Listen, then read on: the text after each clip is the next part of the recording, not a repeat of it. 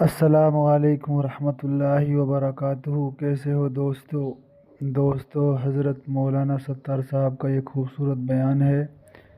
آج کا یہ صبح کا بیان ہے، سبھی حضرات غور فرمائے۔ چلیے شروع کرتے ہیں یہ خوبصورت بیان۔ بعده والصلاة والسلام على من لا نبي بعده. اللهم صل على سيدنا مولانا محمد وعلى آل سيدنا مولانا محمد كما صليت على إبراهيم وعلى آل إبراهيم إنك حميد مجيد. أما بعد فأعوذ بالله من الشيطان الرجيم. بسم الله الرحمن الرحيم. إنا جعلنا ما على الأرض زينة لها لنبلوهم أيهم أحسن عملا. وقال الله سبحانه وتعالى: ألا بذكر الله تطمئن القلوب. وقال الله سبحانه وتعالى: إن الذين لا يرجون لقاءنا ورضوا بالحياة الدنيا واطمأنوا بها. وقال الله سبحانه وتعالى: نسارع لهم في الخيرات بل لا يشعرون. وقال عليه الصلاة والسلام: لا يؤمن أحدكم حتى يكون هواه تبعا لما جئت به، أو كما قال عليه الصلاة والسلام. میرے انتہائی محترم بزرگوں، دوستوں، عزیزوں، اللہ رب العزت نے دنیا کو مومن کے لیے امتحان کی جگہ اور کافر کے لیے اطمینان کی جگہ بنایا ہے۔ مومن کو سبب سے کبھی مطمئن نہیں ہونا چاہیے۔ لوگ یہ سمجھتے ہیں کہ اللہ نے جو اسباب دے دیے ہیں، گویا کہ اللہ نے اس کام کا ہونا چاہ لیا ہے۔ حالانکہ مومن کے لیے اسباب بطور امتحان ہیں۔ مومن کے لیے اسباب بطور امتحان ہیں، اور کافر کے لیے اسباب بطور اطمینان ہیں۔ کافر اللہ اس کے اسباب میں اتنا مطمئن رکھیں گے کہ وہ جس سبب کو ہاتھ لگائے گا اس سے کامیابی حاصل کرے گا۔ اس لیے آپ غور کریں گے کہ کافر اسباب کا پجاری ہوتا ہے۔ کافر اسباب کا پجاری ہوتا ہے۔ ان کے یہاں اسباب کا درجہ معبود کا درجہ ہے۔ ان کے یہاں اسباب کا درجہ معبود کا درجہ ہے، جبکہ وہ اس بات کو جانتے ہیں کہ خود کچھ نہیں کر سکتا، لیکن وہ خود کو حرکت نہیں کر سکتا، وہ صرف اپنے عقیدے کی وجہ سے وہ اس کو کامیابی کا ذریعہ سمجھتے ہیں۔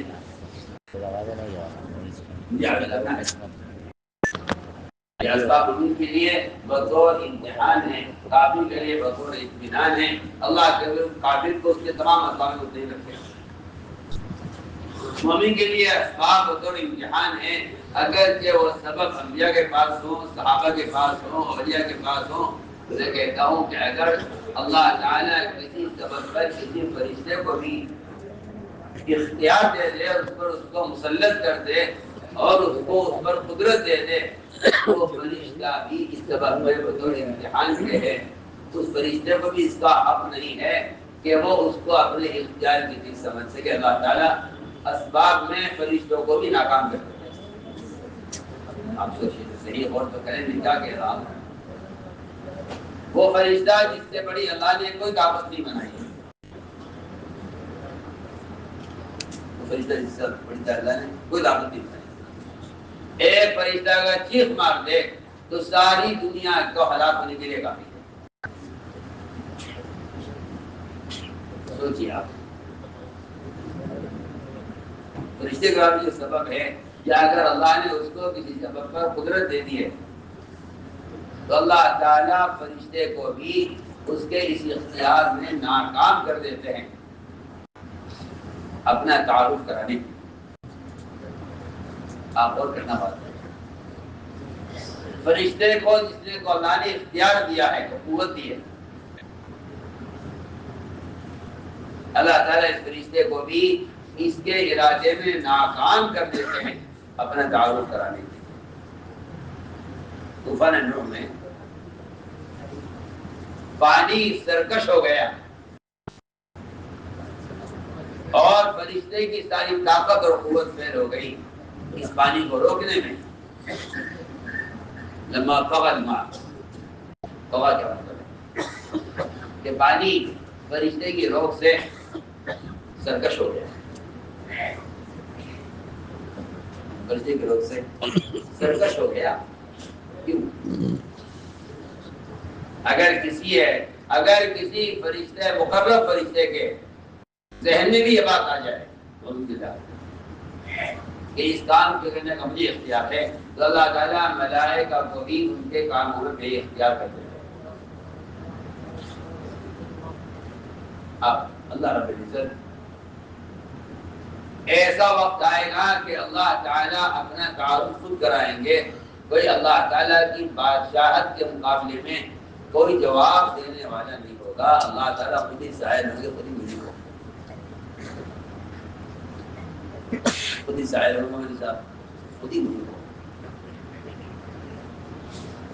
آپ کو وہ فرشتہ جس کو اللہ تعالیٰ نے مخلوق کی روح نکالنے پر معمول کیا ہے،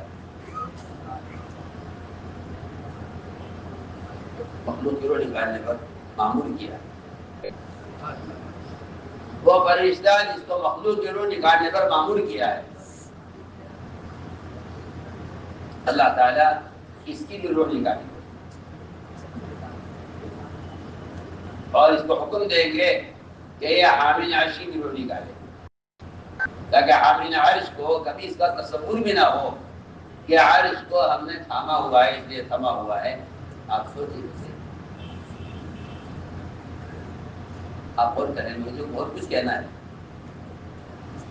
مسلمان دنیا میں معمولی عہدیداروں کو، معمولی وزیروں کو اور ایسے فقیروں کو جن کی حیض واقعات کتے گدھے کی بھی نہیں ہے، اللہ تعالیٰ مسلمان ان کے اقتدار سے متاثر ہو کر اللہ کے احکام کو چھوڑ دیتا ہے کہ اقتدار ان کا ہے، ہم کیا کر سکتے۔ وہاں اگر حامل عرش کو بھی اس بات کا خیال آ جائے کہ عرش کو ہم نے تھاما ہوا ہے، تو اللہ تعالیٰ حامل عرش کو موت دے کر پوچھتے ہیں ملک الموت سے کہ کوئی باقی رہ گیا ہے؟ یہ جبرائیل ہے، ان کی روح نکالی۔ اب بتاؤ کوئی باقی رہ گیا ہے کہ میرے ہاتھ سے سوا کوئی باقی نہیں ہے۔ اب تم یہ ذہن میں رکھنا کہ کیونکہ میں تو روحوں کا قبض کرنے والا ہوں، میرے روح قبض کرے گا اللہ تعالیٰ، اس کی روح قبض کریں گے، پھر سوال کریں گے جی میں بالکل یوم بتاؤ آج بادشاہ کس میں؟ کوئی جواب دینے والا، کہیں سے کوئی آواز نہیں آئے گی، اللہ تعالیٰ اپنے سوال کے جواب خود دیں گے۔ ہمیں کسی بھی اتنا عرض کرنا تھا اس سے کہ اگر ملائکہ اللہ اکبر خدا داد قوت میں بے اختیار ہو سکتے ہیں، تو مسلمان کا کسی شکل میں، کسی کی ذات میں اختیار کا تصور کر لینا، یہ بالکل ایمان کے منافی ہے، ایمان کے خلاف۔ آئینے بھی اللہ فرماتے ہیں کہ میری سواری اگر میری چاہت کے خلاف قدم اٹھاتی ہے تو میں سمجھ لیتا ہوں کہ آج مجھ سے کوئی گناہ ہوا ہے، اور خود ہی فرماتے ہیں علی رضی اللہ تعالیٰ عنہ کہ میں جس چیز کا پختہ ارادہ کر لیتا ہوں اور اس کام کا ہونا میرے سامنے انتہائی آسان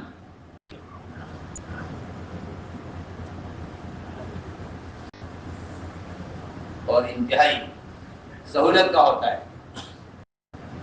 اور جس کام جو ہے میں سوچ لیتا ہوں کہ یہ کام تو ہو ہی جائے گا، اللہ تعالیٰ مجھے اس کام میں بھی فیل کر دیتے ہیں، مجھے اپنا تعارف کرانے کے لیے۔ یہ طریقہ قول ہے، فرمایا عرفت ربی فسق العزائم، میں نے اپنے رب کو اس میں نہیں، میں کہتا ہوں کہ ایک آدمی کام اگر بن جاتا ہے، اس سے زیادہ بندے کا امتحان اللہ کی معرفت کا ان کاموں میں ہے جن کاموں میں اللہ بندے کو فیل کر دیتے ہیں۔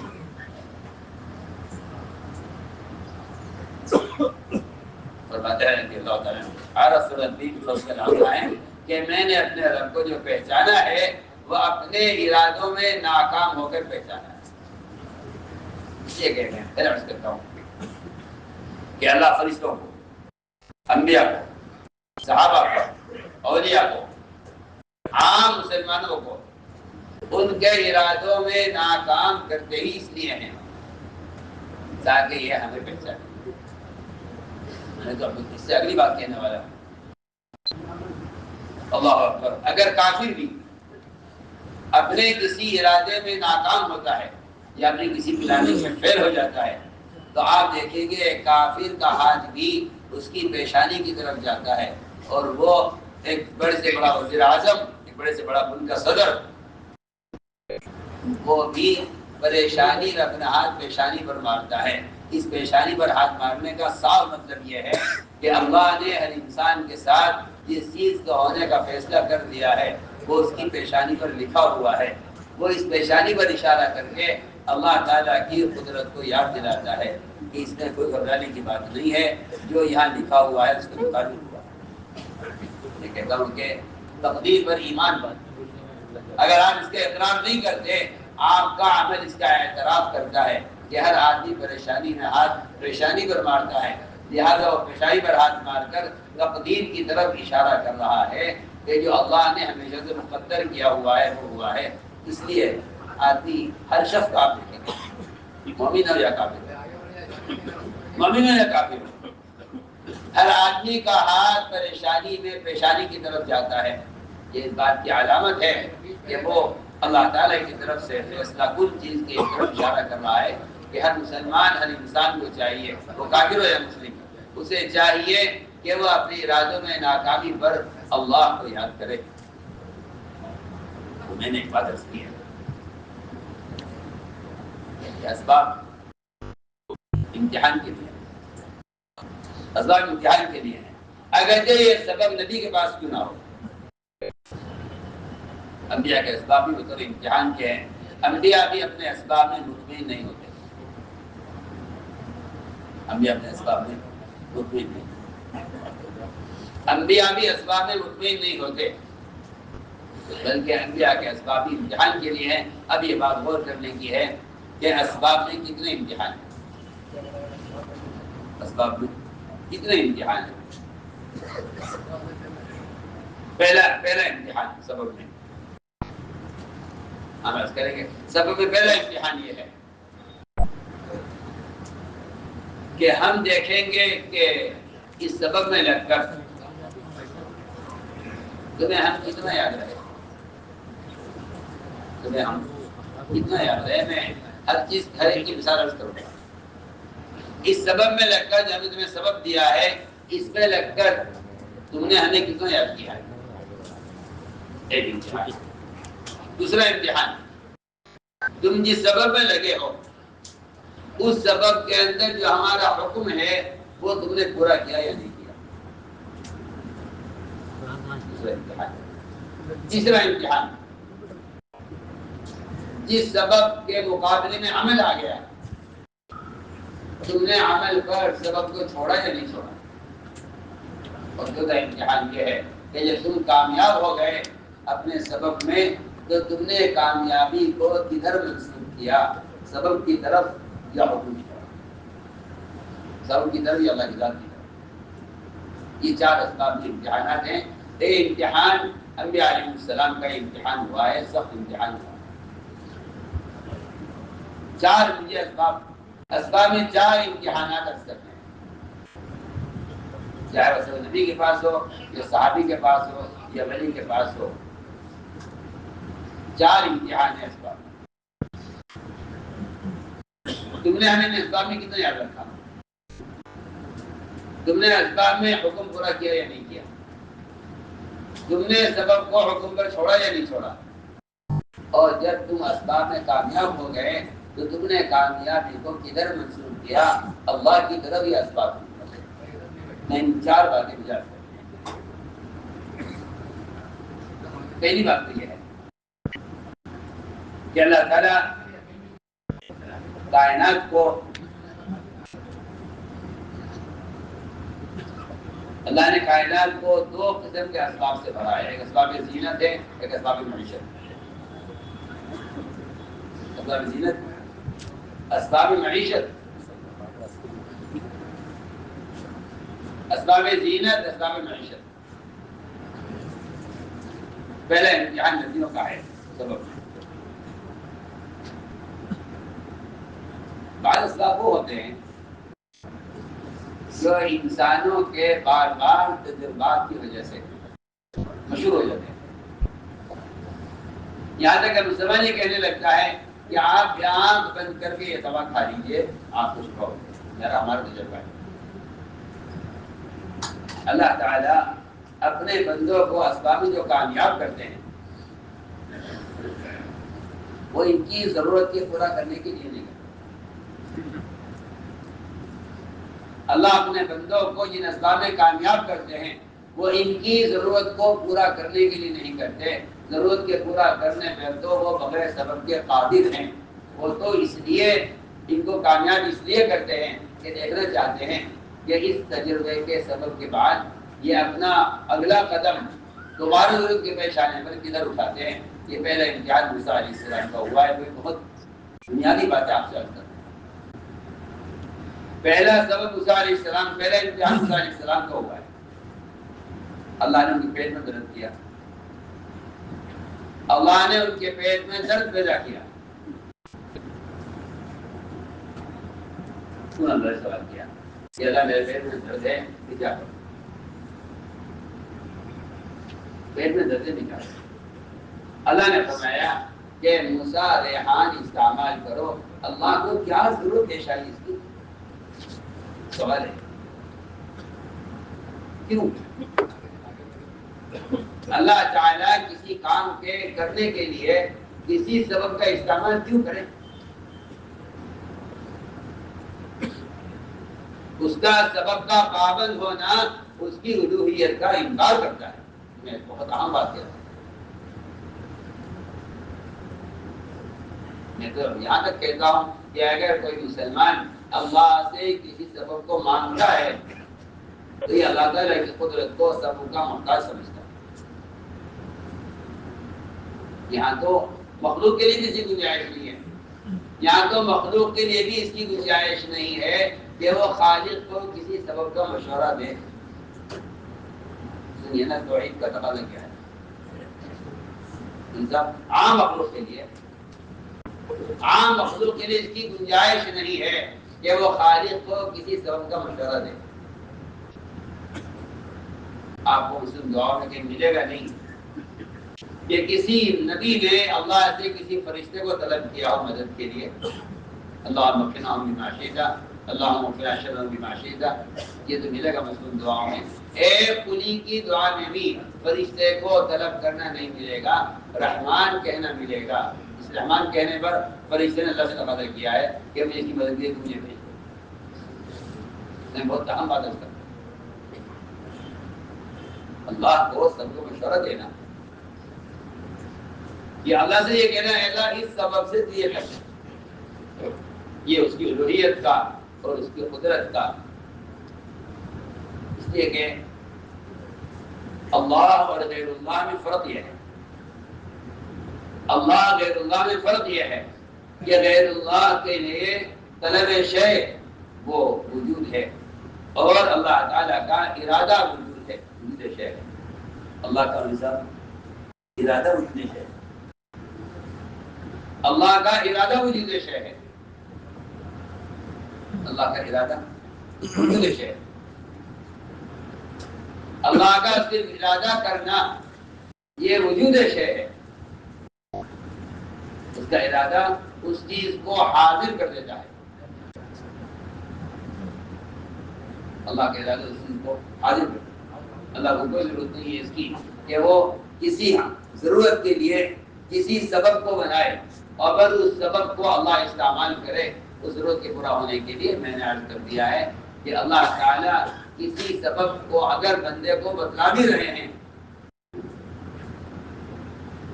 اگر بندے کو بتا بھی رہے کہ ضرورت کیا کرے تو اللہ تعالیٰ کو اس کی حاجت نہیں ہے۔ اللہ کا سب اختیار کرنا بندے کے لیے صرف بندے کے امتحان کے لیے ہوتا ہے. میں اس کی مثال عرض کر رہا ہوں کہ موسیٰ ایسا کہ پیٹ میں درد ہوا, اللہ سے کہا ایسا پیٹ میں درد ہوا. اللہ تعالیٰ نے فرمایا موسیٰ ریحان استعمال کرو. پہلا امتحان نبی کا ہو رہا ہے. اللہ نے فرمایا ریحان استعمال کرو. موسیٰ علیہ السلام نے اللہ کے کہنے پر, دیکھیے میں کہتا ہوں کہ یہ کتنا یقین اس کا ہوگا. آپ دنیا میں بعض اطباء کے تجربات سے اور بعض ڈاکٹروں کے تجربات سے جو کہہ دیتے ہیں کہ فلاں ڈاکٹر علاج کراؤ اور پوری امید ہے کہ شفا ہوگی. اس جگہ بہت سے لوگوں کو اس طریقے شفا ہوئی ہے. بعض تو بیچارے ایسے بدعقیدہ لوگ ہیں, بعض ایسے بدعقیدہ لوگ ہیں کہ وہ یہاں تک کہہ جاتے ہیں کہ اللہ نے خدا کے ہاتھ میں شفا رکھی ہے.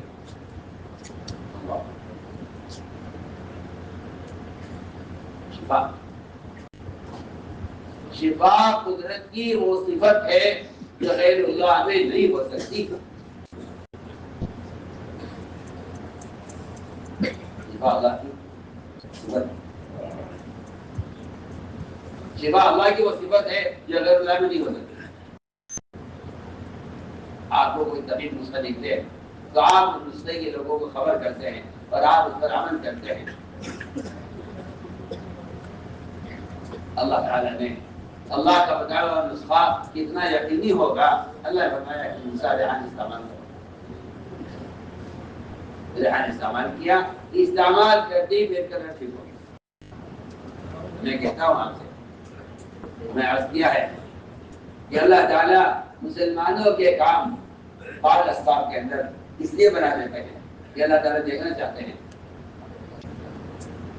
کہ میرا بندہ اس تجربے کے بعد اگلا قدم کس طرح اٹھاتا ہے. اللہ نے فرمایا ریحان استعمال کرو. ریحان استعمال کیا, پیٹ کا درد ٹھیک ہو گیا. اللہ کی شان ہے. اللہ نے پھر درد پیدا کیا. اللہ نے پھر درد پیدا کیا. بار بار کی جو ضرورتیں ہیں وہ اللہ کی طرف بار بار متوجہ کرنے کے لیے ہوتی ہیں. بار بار کی جو ضرورتیں ہیں وہ اس لیے نہیں ہوتی کہ ہم آپ کو ایک سبب بتا چکے ہیں, اب آپ اس سبب کو استعمال کرتے رہیے. میں کہتا ہوں کہ بار بار کی ضرورتیں اللہ کی کام کی محتاجگی پیدا کرنے کے لیے ہوتی ہیں.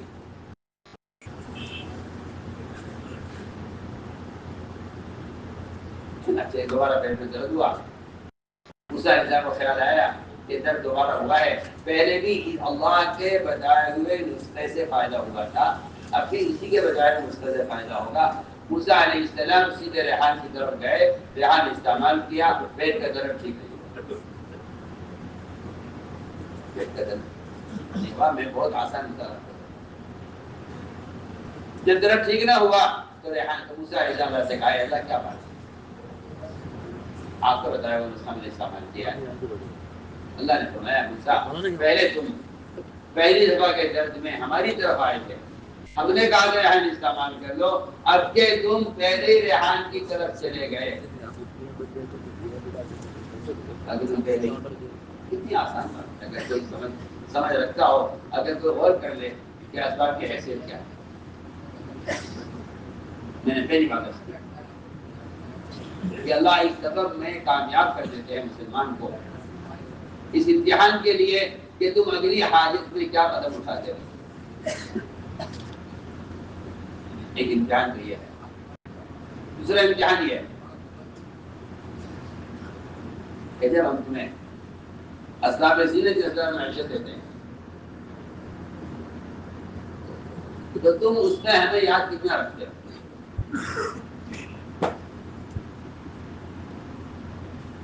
اس لیے آپ غور کریں گے کہ اللہ تعالیٰ نے سلیمان علیہ السلام کو ان اسباب پر اختیار دیا تھا جن اسباب پر عام انسانوں کو اختیار نہیں. ہوا پر, پانی پر, جنات پر, شیاطین پر, پرندوں پر.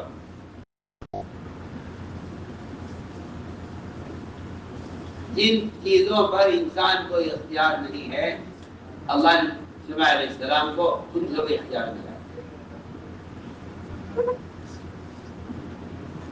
امتحان دیا تو امتحان اس سبب کی دنیا میں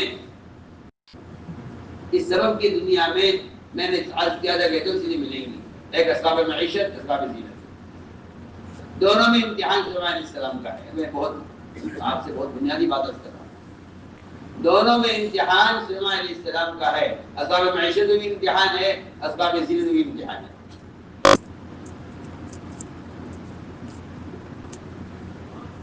اللہ تعالیٰ نے یہ دیکھنے کے لیے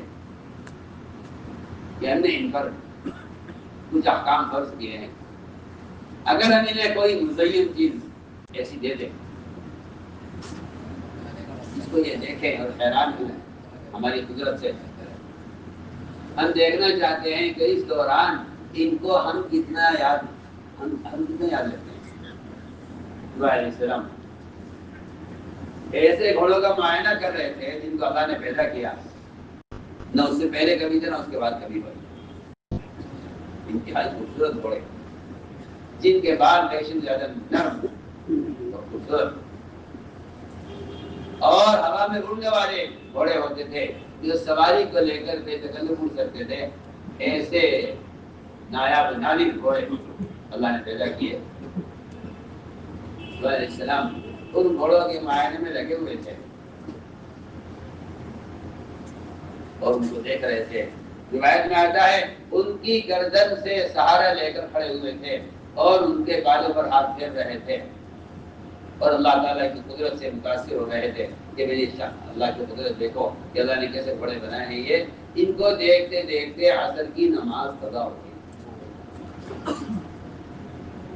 اب اسباب زینت میں اللہ نبی کا امتحان لے رہے ہیں کہ یہ ہمارے بنائے ہوئے اسباب زینت میں ہمیں کتنا یاد رکھتے ہیں۔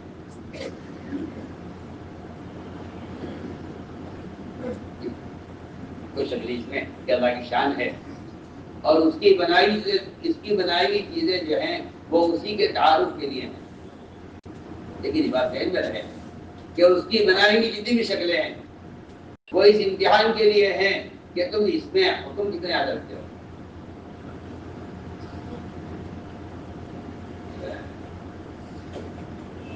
عصر کی مت قضا ہو گئی، یا دلائے سلیمان عصر کیا ہوا ہے کہ سورج شروع ہو چکا ہے۔ اب سوچیے کتنے تاجر عصر کی قضا نماز قضا کرتے ہیں، کتنے ملازم عصر کو قضا کرتے ہیں۔ قرآن نے عصر کی نماز کی حفاظت کا حکم ساری نمازوں سے الگ دیا ہے۔ کیا وجہ ہے؟ وجہ یہ ہے کہ عصر کی نماز نہ تو یہ کہنے لگا وقت ہے کہ آدمی سو گیا،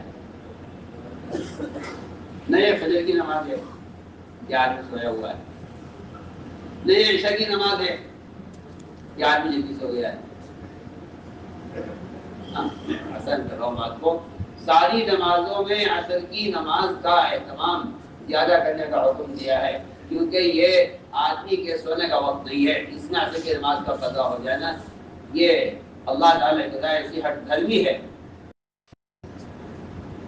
کہ عصر کی نماز قضا کرنے والے کے پاس کوئی عذر نہیں ہے۔ یہ حدیث میں عجیب بات فرمائی ہے کہ عصر کی نماز جو آدمی جان بوجھ کر قضا کر دے عمدن، اس کی زندگی میں سارے اعمال برباد کر دیے جاتے ہیں۔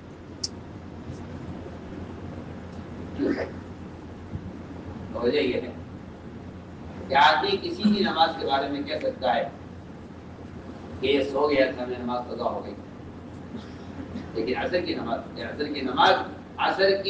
کے بارے میں فرمایا کہ جس نے اس کو عمدن جان بوجھ کر قضا کر دیا اس کی زندگی میں سے اعمال برباد ہو جاتے ہیں۔ لیکن بات اصل یہ ہے کہ اگر کسی کی عصر کی نماز قضا ہو جائے اور اس کو نماز کے قضا ہونے کا سچا غم ہو، غم کا مطلب یہ نہیں ہے کہ آدمی یہ کہے کہ ٹھیک ہے آئندہ نہیں ہوگا ایسا اور مجھے اس پر افسوس ہے، کہ نہیں، سوال اتنا نہیں۔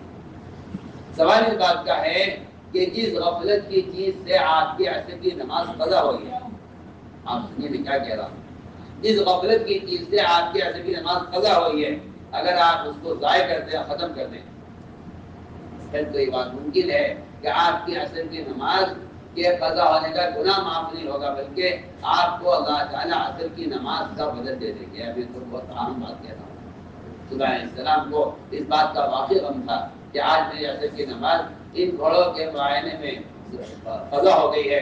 انہوں نے تلوار لی اور سارے گھوڑے کاٹ کے ختم کر دیے، کہا کہ ان گھوڑوں کو ان کی نسل ختم کر دی جائے اور ان کا وجود باقی نہ رہے، جن کو دیکھنے میں عصر کی نماز قضا ہوئی ہے۔ انہوں نے تلوار لی، سارے گھوڑے کاٹ ڈالے۔ اللہ نے جنہیں دیکھ لیا کہ سلیمان نے اس سبب کے ساتھ وہ معاملہ کیا ہے کہ اللہ کی یاد سے غافل کرنے والی چیز کو، اللہ کی یاد سے غافل کرنے والی چیز کو ختم کر دیا ہے۔ اللہ نے ان کی عصر کی نماز کے لیے سورج کو واپس نکالا، سورج کو واپس نکالا ہے۔ دیکھیے آپ، سورج واپس نکلا، سورج واپس نکلا۔ جو علیہ السلام نے اس دن کی عصر کی نماز ادا کی ہے۔ یہ کہ یہ بات بالکل حق ہے کہ جن لوگوں کو اپنے عمل کے ضائع ہونے کا اتنا غم ہوتا ہے کہ وہ اس میں اپنے اسباب اور اپنی ذاتی ضروریات کی پرواہ کیے بغیر اللہ کے فریضے کو مقدم کرتے ہیں،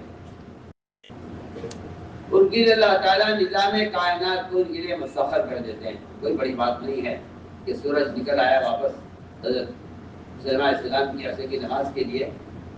آپ غور کریں، یوشع بن نون نے سورج کو ایک روک دیا تھا کہ ہم اللہ تعالیٰ کے ایک حکم کے پورا کرنے میں مشغول ہیں، جب تک ہم اس سے فارغ نہ ہو جائیں اس وقت تک سورج غروب نہیں ہوگا، کیونکہ ہم اس کی فراغت کے بعد عصر کی نماز پڑھیں گے۔ عصر کی نماز ہم نے ابھی پڑھی نہیں ہے، عصر کی نماز پڑھیں گے ہم قتال سے اور دشمن سے مقابلے سے فارغ ہونے کے بعد، جب تک فتح نہ ہو جائے اور اس پر فتح حاصل نہ ہو جائے اس وقت تک عصر کی نماز ہماری مؤخر ہوگی۔ جب تک ہم عصر نہیں پڑھیں گے سورج حرکت نہیں کرے گا۔ یہاں تو ان کی تنہا کی عصر کی نماز کے لیے سورج کو واپس نکالا گیا ہے، یہاں سورج کو روک دیا گیا۔ اللہم عابد صاحب یوشع بن نون نے کہا سورج یہاں روک دے، ہمیں عصر پڑھنی ہے، اور اگر ہم جلدی پڑھیں اتنی دیر کے بعد نہیں پڑھیں سورج ہمارا انتظار کرے۔ میں نے عرض کیا کہ سلیمان علیہ السلام نے عصر کی نماز کے لیے اس کا اتنا غم تھا کہ گھوڑے کاٹ ڈالے، اللہ نے سورج کو واپس نکالا۔ ہم نے عرض کرنا چاہتا ہوں کہ یہ پہلی مثال ہے اس کی کہ تم اسباب زینت میں ہمیں کتنا یاد رکھتے ہو۔ اگر سلیمان علیہ السلام کے ان زینت کے گھوڑوں کے کاٹ دینے پر سورج واپس نکل سکتا ہے، آپ اسے زیادہ کریں، ایک صحابی اپنے باغ میں نفلیں پڑھ رہے تھے، فرض نہیں، نفلیں پڑھ رہے تھے، نفلوں کے دوران ان کی نظر ایک پرندے پر پڑی جو انگور کی بیل سے انگور کا دانہ کھا رہا تھا، وہ منظر اتنا خوبصورت تھا، اس کو دیکھ کر انہیں نوافل میں شبہ ہو گیا اور بھول گئے کہ کون سی رکعت ہے، بھول گئے کون سی رکعت ہے۔ اللہ مجھے معاف کرے، ہمارے جو کوئی مولوی ہوتا وہاں تو پہلے تو یہ کہتے ہیں تو نفلیں تو ہیں، کوئی فرض کوئی نہیں، تو پریشان ہو رہے ہو، اور اگر تمہیں شبہ ہو گیا ہے تو کون سی ایسی پریشانی کی بات ہے، اگر 3 رکعت ایک اور پڑھ لو، اور اگر 1 رکعت ایک اور پڑھ لو، اور تم ظن غالب اگر اکثر نماز کا ہے تو پھر ظن غالب پر عمل کر لو، تمہاری نماز ہو جائے گی، کوئی پریشانی کی بات نہیں ہے۔ اسباب کا ہونا تو اپنی ضرورت کے لیے ہے، حالانکہ سلیمان علیہ السلام کے گھوڑے اسباب وہ زینت کے لیے تھے، معیشت کے لیے نہیں تھے، وہ زینت کے لیے تھے، معاش کے لیے نہیں تھے۔ یہ باغ معاش کے لیے تھا، اور پورے خاندان کا گزارا اسی باغ پر تھا جس کی قیمت 50,000 درہم تھی۔ انہوں نے اس باغ کو ایسے کہ چھوڑ دیا کہ اس باغ میں ایک پرندے نے مجھے نوافل میں نوافل نے مجھے مشغول، نوافل میں خلل پیدا ہوا ہے اس باپ سے، انہوں نے باپ کو چھوڑ دیا، پھر اس بچے کا باہر آ جاؤ، میں نے اس باپ کو صفا کر دیا ہے، اس نے میری نوافل میں خلل پیدا کیا ہے۔ آپ ذرا غور کریں، اتنے اسباب معیشت ہے جو فرائض کو ضائع کروا رہے ہیں مسلمان، اور یہاں صحابی نے 50,000 کا باغ ایک ایک چھوڑ دیا کہ اس نے میری نفل میں خلل پیدا کیا ہے۔ جن کا نوافل کا یہ درجہ ہو، ان کا فرائض کا کیا درجہ ہوتا ہوگا؟ مجھے عرض کرنا ہے، یہ پہلا امتحان تھا سلیمان علیہ السلام کا۔ دوسری بات یہ ہے ہر انسان جانتا ہے، ہر انسان جانتا ہے کہ انسان کے دنیا میں آنے کا راستہ وہ میاں بیوی کا آپس میں ملنا اور نطفے کا رحم میں قرار پانا، یہ انسان کی آمد کا راستہ ہے۔ سلیمان علیہ السلام نے ایک عمل خیر کا ارادہ کیا۔ لوگ یہ کہتے ہیں کہ عمل خیر میں تو اللہ کی مدد ساتھ ہوتی ہے، اور اگر آدمی کی نیت اچھی ہو کسی کام کے کرنے میں تو پھر اس کی نیت اس کے عمل سے بہتر ہے، اور اللہ تعالیٰ نیک نیت والوں کو ان کے مقاصد میں کامیاب کر دیا کرتے ہیں۔ یہ آپ علیہ السلام کو یہ ارادہ خیر ہوا، یہ ارادہ خیر ہوا کہ میں اپنی اولاد سے اللہ کے راستے کے 100 گھڑسوار مجاہد تیار کروں۔ عمل خیر ہے، ارادہ خیر ہے، نبی اپنے عمل مخلص ہوتے ہیں۔ ارادہ یہ کیا کہ اپنی اولاد میں سے 100 مجاہد اللہ کے راستے کے لیے تیار کرتے ہیں۔ بخاری کی روایت ہے، فرشتے نے کہا آپ اپنے اس ارادے کے ساتھ انشاءاللہ کہہ لیجیے۔ حدیث ہے، آپ نے فرمایا اگر میرے بھائی سلیمان انشاءاللہ کہہ لیتے تو یہ اپنے مقصد میں کامیاب ہو جاتے، مگر انشاءاللہ کہنا بھول گئے۔ آپ سوچیں، انشاءاللہ کہنا بھول گئے۔ انشاءاللہ کیا مطلب ہے؟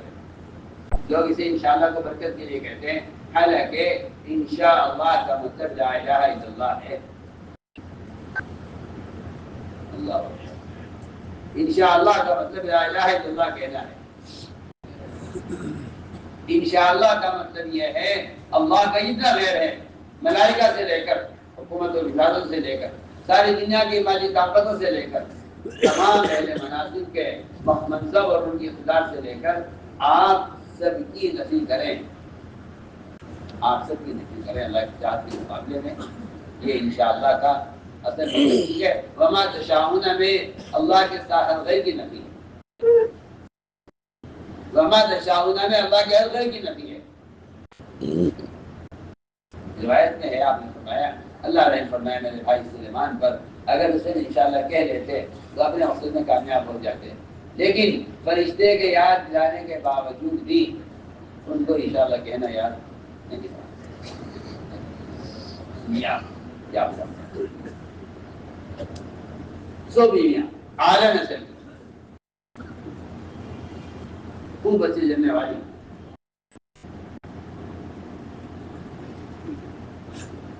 علیہ السلام نے سب سے صحبت کی،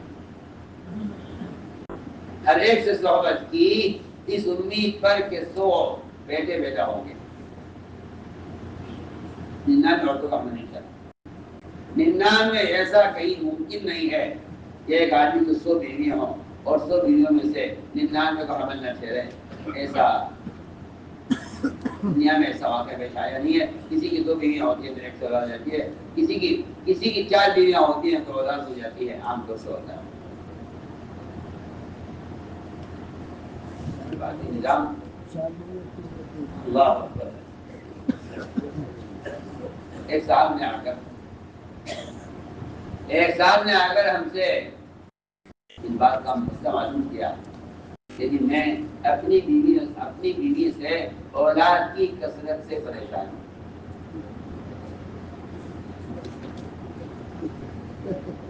وہ کہتا ہے کہ میں نے اولاد کو روکنے کے سارے جتن کیے، میں نے اولاد سے روکنے کے سارے جتن کیے ہیں۔ جو لوگ اولاد کو یہ نہ ہونے کے لیے آلات ذرائع اسباب اسباب معنی حمل استعمال کرتے ہیں، یہ اللہ کی قدرت سے مقابلہ کرتے ہیں، قدرت سے مقابلہ کرتے ہیں، تو اولاد دے گا ہم لوگ ما من نسمة قائمة إلى يوم القيامة إلا وهي قائمة. اس روایت میں ایمان کی تعلیم دی گئی تھی، اس آیت میں ایمان کی تعلیم دی گئی تھی. ما من نسمة قائمة إلا وهي قائمة. جو روح دنیا میں آنی طے ہو چکی ہے، سارے ڈاکٹر سارے جو ہے اسباب معنی حمل مل کر اس کو روک نہیں سکتے.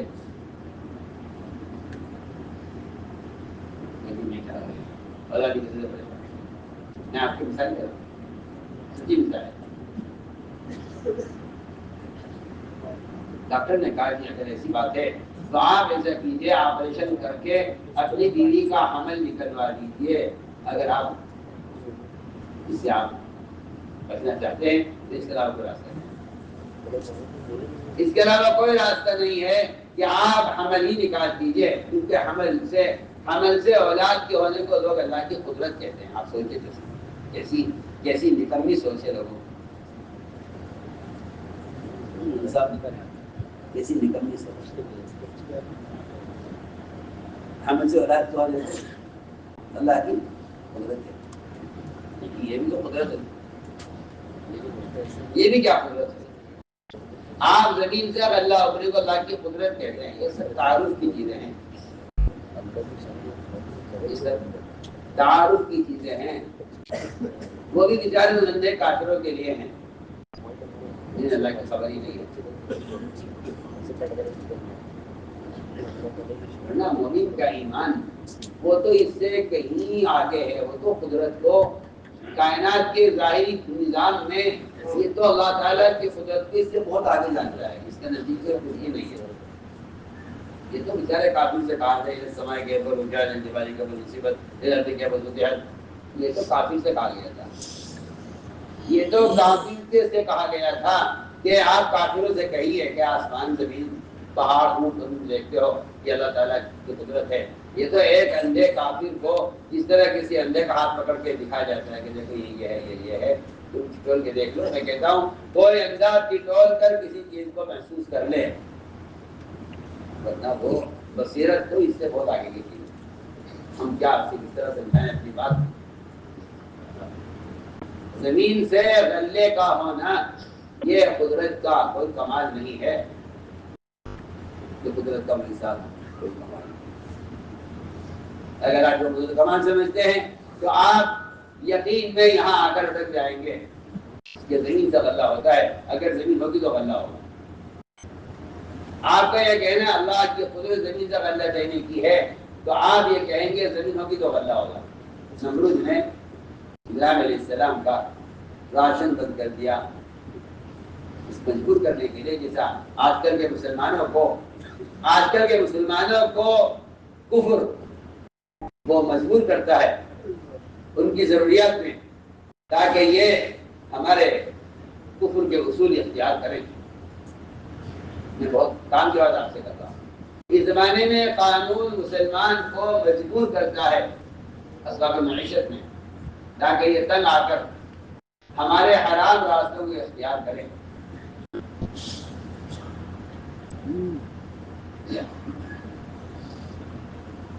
میں نے عرض کیا کہ نمرود نے سوال ابراہیم علیہ السلام کا راشن یا تو ہمیں رب مان دو. یہ کیا آپ سے عرض کروں. رب ماننا صرف اس کو نہیں کہتے کہ آپ اللہ کے غیر کو رب کہیں. رب ماننے سے کہتے ہیں کہ آپ اللہ کے مقابلے میں غیر اللہ کی اطاعت کریں. اللہ کے مقابلے میں غیر اللہ کی اطاعت کرنا اس کو ربوبیت کا درجہ دینا ہے. بالکل قرآن کی آیت کا اور حدیث کا صاف حکم ہے یہ کہ اللہ کے مقابلے میں اس کے غیر کی بات ماننا اللہ کے غیر کو رب کا درجہ دینا ہے. ورنہ رب کا تصور زمان کے ذہن میں صرف پالن ہار کی حد تک ہے کہ پالنے والی ذات اللہ کی ہے. اس سے زیادہ مسلمان رب کو رب نہیں سمجھتا، جبکہ ربوبیت کا تقاضا یہ ہے کہ اس کی غیر کی اطاعت کی گنجائش نہیں اگر تم نے آپ اللہ کو رب مانا ہے۔ چنانچہ نمرود نے راشن بند کر دیا کہ اب بتاؤ اللہ کہاں سے آئے گا؟ جو مٹی گھر میں لائی گئی تھی ابراہیم علیہ السلام کے گھر میں، گھر کی جو ہے گھر کی مرمت کے لیے، گھر کی مرمت کے لیے جو مٹی کی بوری بن کے لائی گئی تھی، اللہ نے اس مٹی کو آٹے میں تبدیل کر دیا۔ آپ کہتے ہیں کہ مٹی سے غلہ ہوتا ہے، ہم کہتے ہیں مٹی خود غلہ ہوتی ہے۔ آپ کہتے ہیں مٹی سے غلہ ہوتا ہے، ہم کریں گے کہ نہیں ہم مٹی کو غلہ بنائیں گے۔ آپ ہماری قدرت کی حالت سمجھتے ہیں کہ مٹی سے غلہ ہوتا ہے؟ صحابہ جن سے فارغ ہوئے، صحابہ جن سے فارغ ہوئے تو میدان قتال میں جو مال غنیمت ملا ہے صحابہ کو، اس میں بے شمار مشکلیں، بے شمار مشکلیں، عمدہ شاندار صاف ستھرا شہر، اس کے مشکلیں بھی ہیں۔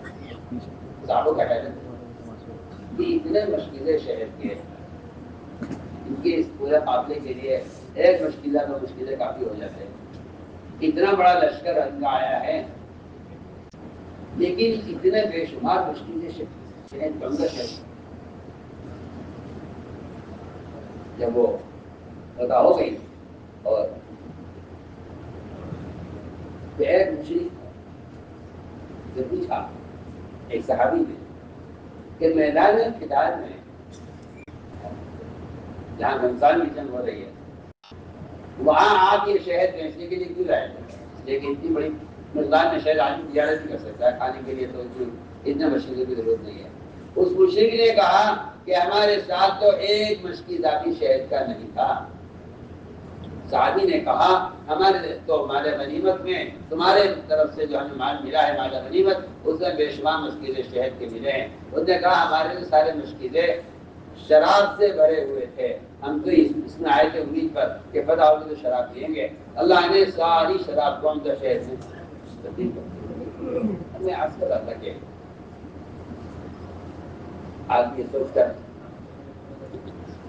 کہ یہ اللہ کی قدرت یہاں تک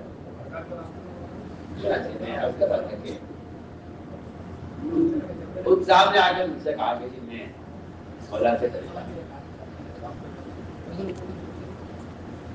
میں نے فیصلہ کر لیا ہے اور مسئلہ معلوم کر لیا ہے، یہ بھی بیچاری بیمار ہے اور اس کو مزید اولاد کی طاقت نہیں ہے، میں نے رحم کروا دیا، رحم کروا دیا۔ میرے خیال سے سال ڈیڑھ سال گزرا تھا، سال ڈیڑھ سال گزرا تھا، وہ صاحب آئے کہنے لگے جی میری بیوی حامل ہے۔ ڈاکٹر بھی حیران ہے، پریشان ہے کہ یہ کیا ہوا۔ ڈاکٹر کی ٹیم میں ٹھیک ہے یہ کیسے ہو سکتا ہے؟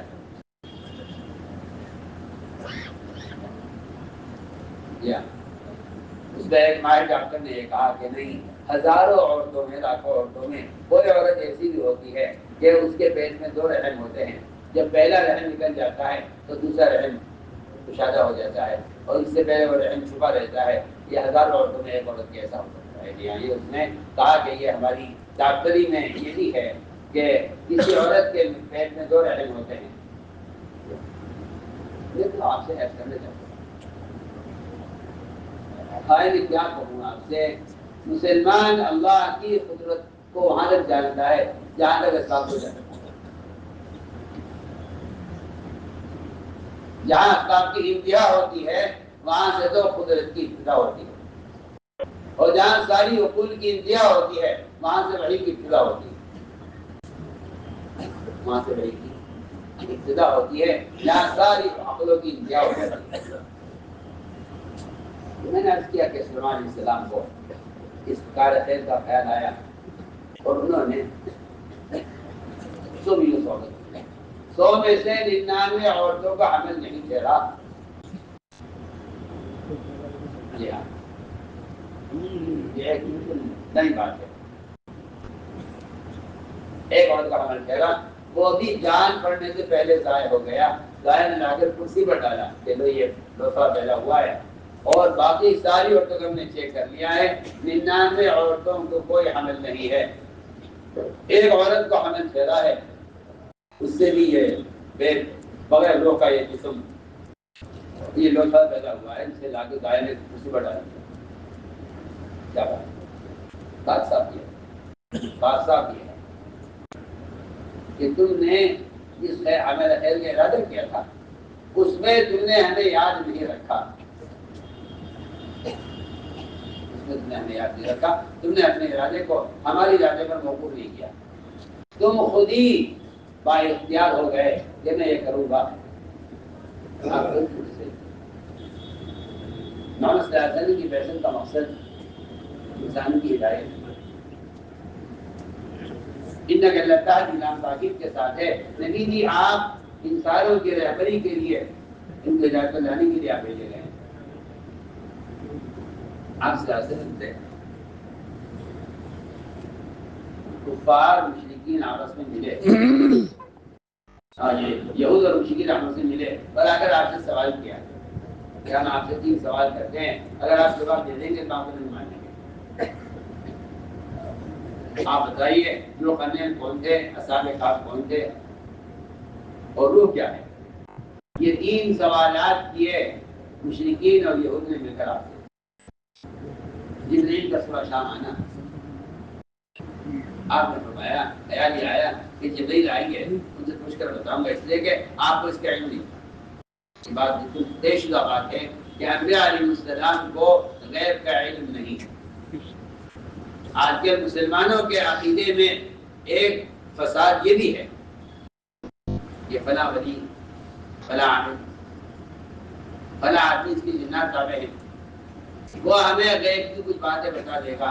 اور میں کہتا ہوں آپ سے، جو لوگ پیشین گوئی کرتے ہیں اور جو لوگ غیب کی خبروں کو جاننے کا دعویٰ کرتے ہیں، اللہ تعالیٰ ان کے کہنے کے مطابق کر دیتے ہیں تاکہ اس میں ایمان والوں کا سخت امتحان لیں کہ اس کا انکار کرتے ہیں یا اس کا اقرار کرتے ہیں۔ میں آپ سے بہت بنیادی بات کر رہا ہوں۔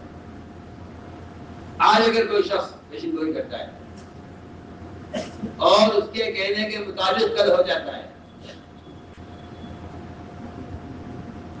تو اللہ تعالیٰ اس کے کہنے کے مطابق کر دیتے ہیں، اس لیے تاکہ ایمان والوں کا امتحان لیں کہ یہ اس کہنے والے کو عالم الغیب کہتا ہے یا اس کے عالم الغیب کا انکار کرتا ہے۔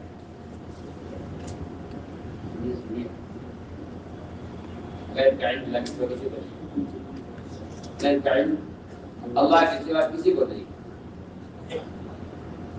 ایک شادی میں آپ تشریف لے گئے، وہاں لڑکیاں آپ کے شان میں کچھ نعتیں کہنے لگی، جس میں ایک لڑکی نے یہ کہہ دیا وفینا نبی یعلم ما فی الغد، ہمارے درمیان نبی ہے جو کل کی بات جانتے ہیں، اور ہرگز نہیں، ہرگز نہیں، یہ مت سوچ، میں نہیں جانتا کل کیا ہوگا، میں نہیں جانتا کل کیا ہوگا۔ یہ بات بالکل طے شدہ بات ہے، عقیدہ ہے مسلمان کا کہ غیب کا علم اللہ کے سوا کسی کو نہیں ہے، غیب کا علم اللہ کے سوا کسی کو نہیں ہے۔ آئندہ کی اللہ تعالیٰ نکل رہے تھے،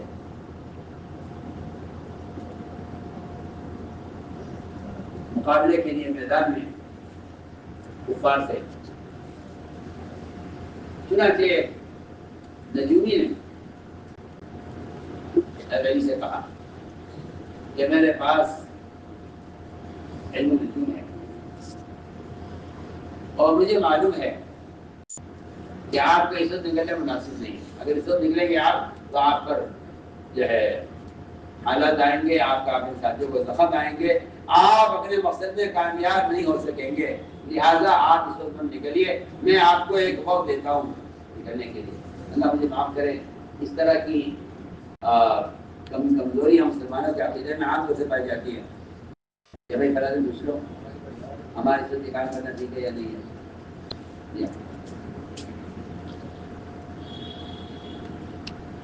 چنانچہ اس نجوم نے علی سے کہا کہ آپ اس میں نکلیں، میں آپ کو ایک وقت بتاتا ہوں، اس وقت نکلیے گا آپ کو کامیابی ہوگی۔ نے فرمایا ہم تو تیرے کہنے کے خلاف کریں گے کیونکہ تجھے علم کا علم نہیں ہے، اس جگہ میں بتلا دوں گا اپنے علم سے اور اپنے فن سے کہ آپ کی گھوڑی کے پیٹ میں نرے یا مادہ ہے.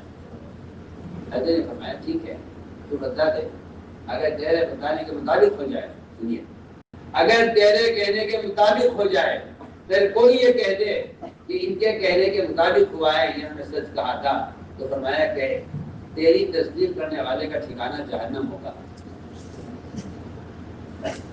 تیری بات کی تصدیق کرنے والے کا ٹھکانہ, یعنی عقیدہ اتنی اہم چیز ہے کہ صرف اگر کوئی اتنا کہہ دے کہ ہاں اس نے ٹھیک کہا تھا, نجومی نے, دیکھو اس کے کہنے کے مطابق. آج پتہ نہیں کتنے دنیا میں ایسی پیشن گوئی کرنے والے لوگ ہیں, وہ کوئی بات کہتے ہیں, مسلمان یہ کہتا ہے کہ ہاں انہوں نے سچ کہا تھا, ان کی بات سچی ہو گئی ہے.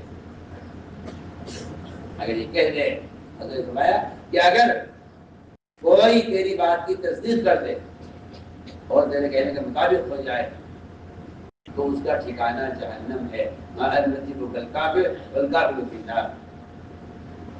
میں نے اس پر ساری بات عرض کی ہے کہ غیب کا علم اللہ کے سوا کسی کو نہیں. غیب کا علم اللہ کے سوا, غیب کا علم اللہ کے سوا کسی کو نہیں. کوئی نہیں جان سکتا غیب کی. یہاں تک کہ بعض مواقع پر تو نبی فرشتے کو بھی نہیں پہچان سکے, کیونکہ فرشتہ ایک غیر مخلوق ہے. فرشتہ غیر مخلوق ہے. ایسے بہت سے مواقع ہیں جہاں نبی فرشتوں کو نہیں پہچان سکے. یہ فرشتہ ہے. اندھیرے کے بعد فرشتہ آیا, انہوں نے کہا تو سامنے سے ہٹ جا, اور آپ سے آگے میں میدان قتال میں حضرت مصعب کو اپنے آگے دیکھا. آپ نے مصعب فرمایا, مصعب, آواز دی آپ صلی اللہ علیہ وسلم نے حضرت مصعب کو, تو فرشتے نے پلٹ کر کہا میں فرشتہ ہوں, مصعب نہیں ہوں.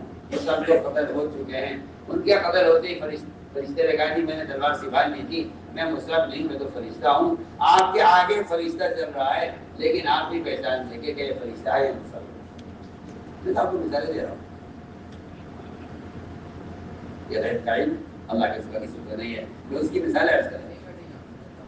جنات کو بھی اس بات کا دعویٰ تھا کہ ہم غیب کی باتیں جانتے ہیں. جنات کی اس بات کو دعویٰ تھا کہ ہم غیب کی بات جانتے ہیں. اللہ تعالیٰ نے جنات کو اس مصیبت میں ڈالا, ان کے دماغ سے یہ غلط خیال نکالنے کے لیے کہ ہم غیب کا علم ہمارے پاس بھی ہے. اللہ تعالیٰ نے ایسی مصیبت میں ڈالا ان کو کہ انہوں نے اس بات سے توبہ کر لی کہ ہمیں غیب کا علم نہیں ہے, آپ تو دور کی باتیں کر رہے ہیں. وہاں اللہ تعالیٰ نے ان جنات کو سزا دینے کے لیے اور ان کو سبق سکھلانے کے لیے سوائے علیہ السلام کھڑے ہو گئے لکڑی کے سہارے سے. بہت عجیب قصہ ہے. جنات سے کہا کرو بیت المقدس کی تعمیر, اور اسی تعمیر میں لگے ہوئے تھے, اور اتنی مشقت کے کام میں تھے, اتنی مشقت کے کام میں. سوائے علیہ السلام لکڑی کے سہارے سے کھڑے دیکھتے رہے, اور وہ ان کے خوف سے ان کی نگرانی میں جنات کام کرتے رہے. اللہ تعالیٰ نے اسی حالت میں کھڑے کھڑے صبح علیہ السلام کو موت دے دی. ان کی وفات ہو گئی. ان کی وفات ہو گئی. اس کے بنے جنات کو پتہ نہیں چل سکا کہ یہ سامنے کھڑی ہوئی لاش ہے یا انسان زندہ ہے یا مردہ ہو چکا ہے. ان کو پتہ نہیں چلا. یہ ان کو دیکھتے رہے, کام کرتے رہے. ایک مدت کے بعد جب ان کی لکڑی میں گل لگا اور اس میں جو ہے کیا کہتے ہیں اس کو سوس اور دیمک لگی اس کو, تو لکڑی ٹوٹی, جس سے ان کا جسم گرا زمین پر. تب جنات کو پتہ چلا کہ اگر ہمیں غیب کا علم ہوتا تو ہمیں پتہ چل جاتا کہ ان کی وفات ہو چکی ہے. سامنے کے مریض کو دیکھ کر ڈاکٹر کہہ دیتا ہے یہ آدمی آپ کا مریض چل بسا ہے اور اس کے اندر کچھ نہیں ہے. یہاں جنات کو پتہ نہیں چل سکا تو صلی السلام کی وفات ہو چکی ہے. یہاں آپ کو مثال دے رہا ہوں کہ غیب کا علم اللہ کے سوا کسی کو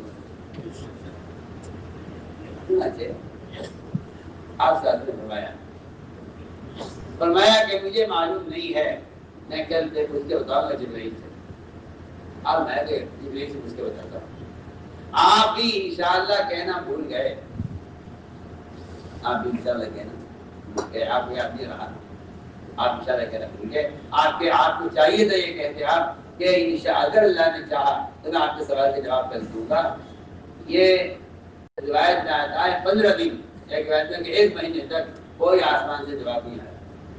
آسمان سے کوئی جواب نہیں آیا. آپ نے کیوں کہا کہ میں کر بتاؤں گا؟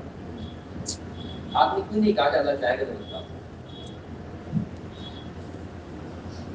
جی ہاں، آگے آیت قرآن کی اسی طرح ہے.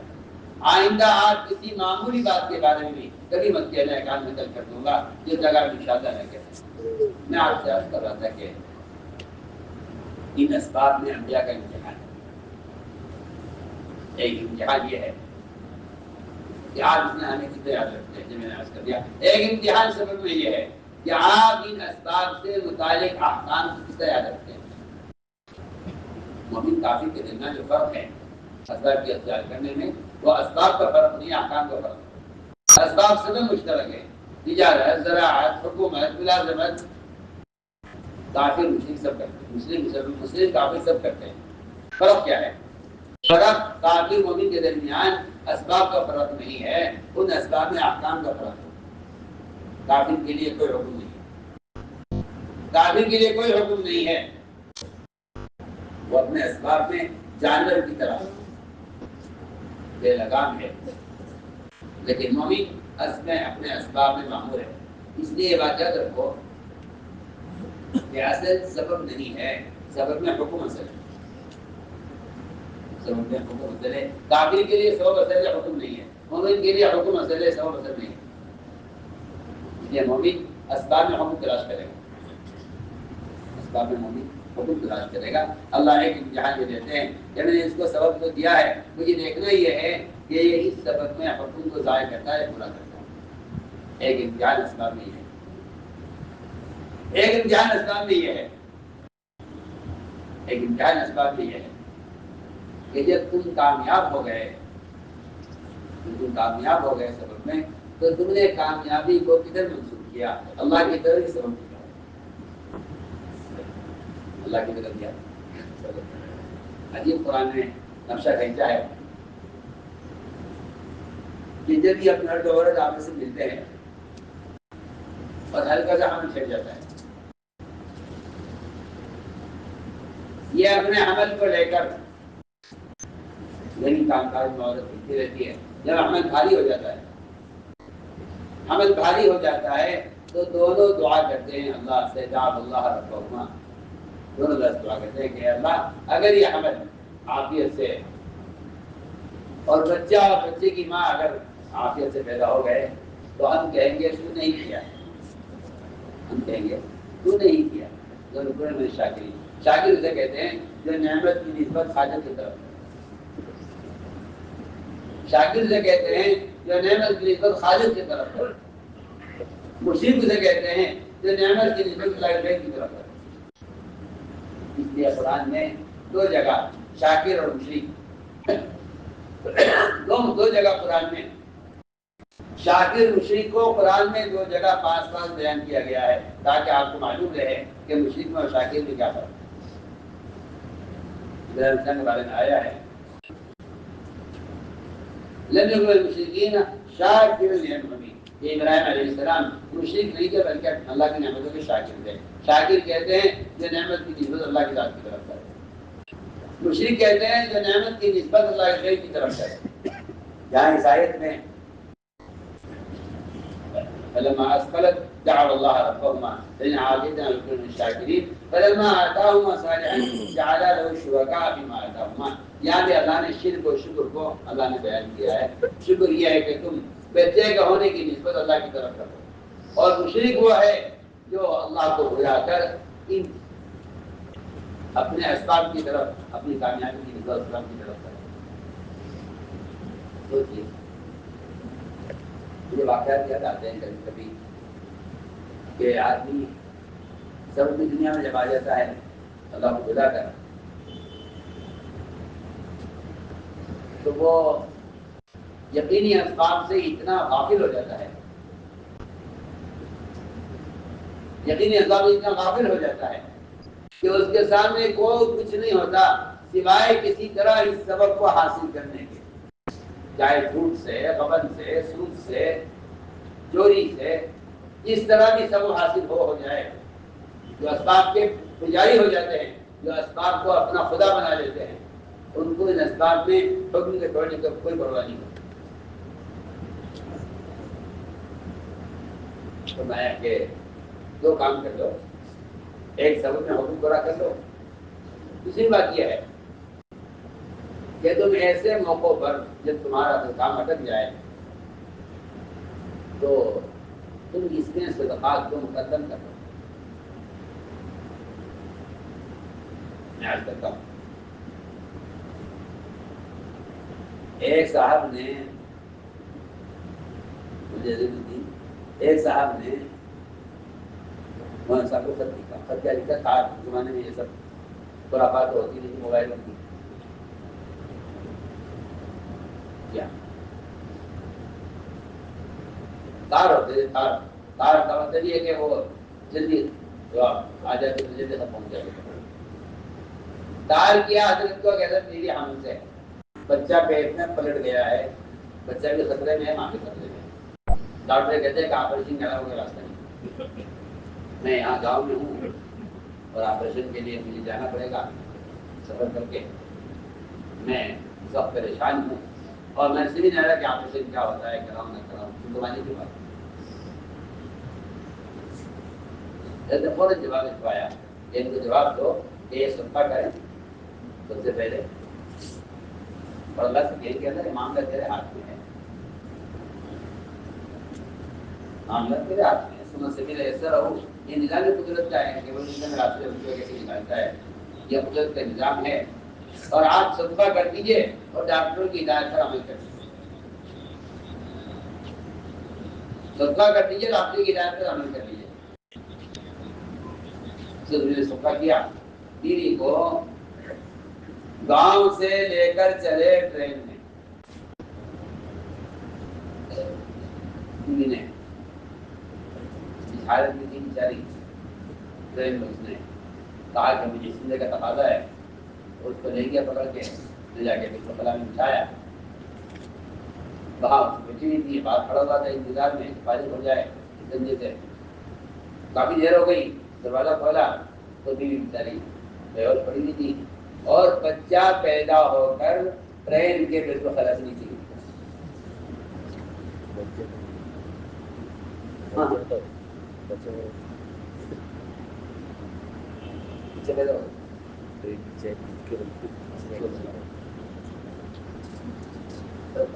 صبر کیا کہ اللہ کو اسی طرح مقدر تھا. ہماری پلاننگ خوش ہوتی ہے، اللہ تعالیٰ کا نظام کچھ اور ہوتا ہے. ہم ظاہری اسباب پر پلاننگ کرتے ہیں، یہ ہوگا تو یہ ہوگا. ایسے ہی فرماتے ہیں جو آدمی یہ کہے اگر یوں کرتے تو یوں ہو جاتا.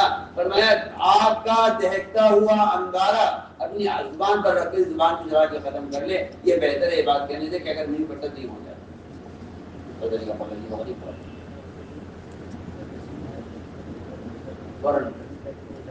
بات کی دیکھ رہی ایسا ایسا حادثہ ہو گیا ہے، بچہ پیدا ہو کر گر گیا ہے کہیں اور بچے کو اٹھانا ہے، ٹرین واپس لے جائے.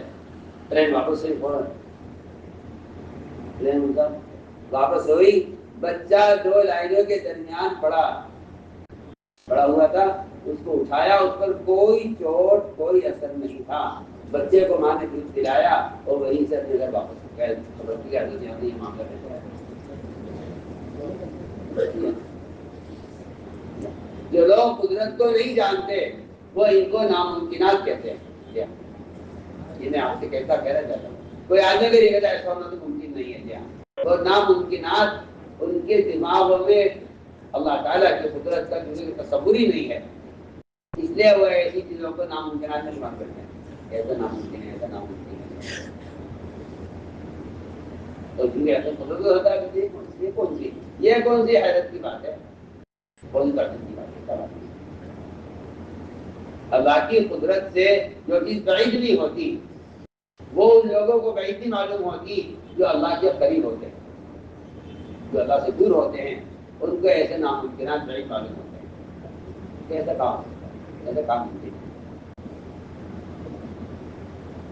بات اصل یہ ہے. تو مجھے عرض کیا میں نے کہ ایک امتحان یہ ہے کہ ہم دیکھنا چاہتے ہیں کہ تم جب تم پر کوئی تقاضا آ جائے اور اس پر کوئی حاجت پیش آ جائے تو ہمیں کیا پیش کرتے ہیں؟ ہماری سب کی عادت یہ ہے کہ ہم سبب بنا کر اللہ کو پیش کرتے ہیں. ہماری سب کی عادت یہ ہے کہ ہم اللہ کو سبب بنا کر پیش کرتے ہیں. یہ اللہ یہ سبب ہے اور کرنے والی ذات ہے.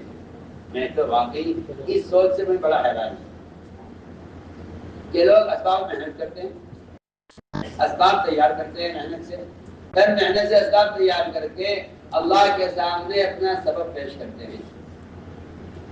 یہ اللہ میرے پاس تو یہ زمین ہے، اس میں تو مجھے غلہ دے دے. میرے پاس تو یہ دوا ہے، تجھے اس میں شفا دے دے. میرے پاس تو یہ ملازمت ہے، جسے مجھے تنخواہ دے دے. اور میرے پاس تو یہ ہتھیار بھی میری حفاظت کر دے. میرے پاس تو یہ دوا ہے، تو مجھے اس دوا کی شفا دے دے. حالانکہ اگر آپ غور کریں قرآن میں تو انبیاء علیہ السلام اپنے اسباب کا ناکارہ ہونا پیش کرتے اللہ کے سامنے. اپنے اسباب کو بنانے کی اس کا سوال نہیں کرتے، بلکہ انبیاء علیہ السلام ناکارہ اسباب میں اللہ تعالیٰ سے ناکارہ اسباب میں اللہ سے حاجت کا سوال کرتے ہیں. اللہ سے آپ زکریا علیہ السلام ان کے اسباب اولاد ناکارہ ہو چکے ہیں، ہڈیاں بھول چکی ہیں، بال سفید ہو چکے ہیں. جوانی کی یا اولاد کے ہونے کی کا کوئی سبب کوئی قوت اب باقی نہیں رہی ہے. میں اور آپ اللہ سے قوت مانگتے ہیں، میں اور آپ اللہ سے اولاد کے لیے قوت مانگتے ہیں. میں کہنا چاہتا ہوں کہ ہماری سوچ اور ہماری دعائیں نبیوں کی دعاؤں سے بالکل بدل چکی ہیں. ہماری سوچ ہماری دعائیں نبیوں کی سوچ اور ان کی دعاؤں سے بالکل بدل چکی ہیں. ہم یہ دعا کرتے ہیں اے اللہ مجھے اسباب اولاد دے تاکہ اولاد ہو. میں کہتا ہوں بس یہیں سے دعا کی قوت ختم ہو جاتی ہے. آپ یہ سمجھتے ہیں کہ دعا کی قوت میری آزادی میں ہے؟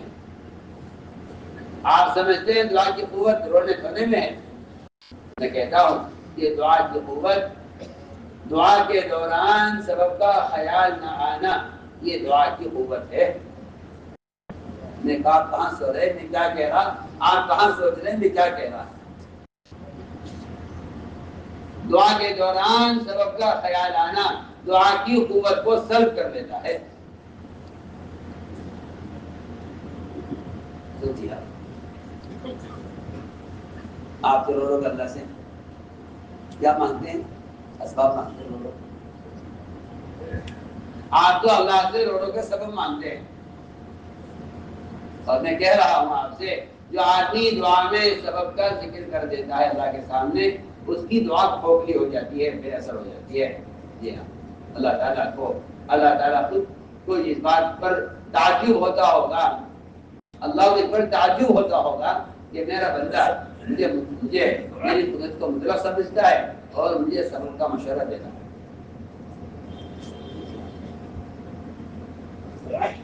میری قدرت کو مطلق سمجھتے ہوئے پھر مجھ سے سبب کا مجھ سے سوال کر رہا ہے. ہم آپ سے بہت کام کی بات کر رہے ہیں. ہم توڑنا چاہتے ہیں ان ساری غلط چیزوں کو جو صحیح بن کر مسلمانوں کا ایک اصول بن چکی ہے. ہم اس کو توڑنا چاہتے ہیں. دعا میں سبب کا ذکر کیوں؟ آپ سوچیے، آپ کامل نماز کون سی ہے؟ کامل نماز اسے کہتے ہیں جس میں اللہ کے غیر کا خیال نہ آئے. یہی بات ہے کامل نماز، اللہ کے غیر کا خیال نہ آئے. تو جب نماز کا کمال یہ ہے کہ اس میں اللہ کے غیر کا خیال نہ آئے تو پھر دعا جو نماز کا محض ہے اس میں سبب کا خیال اور سبب کا سوال وہ دعا کی قدرت کو کیسا ختم کر دے گا. میں آپ سے بہت دوری واپس کرتا ہوں. اللہ سے حاجت مانگی جاتی ہے. زکریا علیہ السلام کی عمر تھی 120 سال، بیوی کی عمر تھی 90 سال. اس میں کہیں قرآن میں ثابت نہیں ہے کہ اللہ سے قوت کا سوال کیا ہو. اللہ سے قوت کا سوال اولاد کا سوال. غلط لوگوں میں دعائے کرم بھی شقیہ، میں تجھ سے مانگ کر کبھی نامراد نہیں ہوا، مجھے اولاد چاہیے. ابراہیم علیہ السلام کو، زکریا علیہ السلام کو اللہ نے بڑھاپے میں اولادیں دی ہیں، یہ بتانے کے لیے کہ اگر تم ہم سے براہ راست مانگو گے براہ راست دیں گے. سچی بات. میں نے عرض کیا کہ دعا وہ عبادت کا مغز ہے. دعا عبادت کا مغز ہے. اگر عبادت میں غیر اللہ کا تصور نہیں ہو سکتا تو پھر دعا میں اللہ کے تصور کا ذکر نہیں ہو سکتا.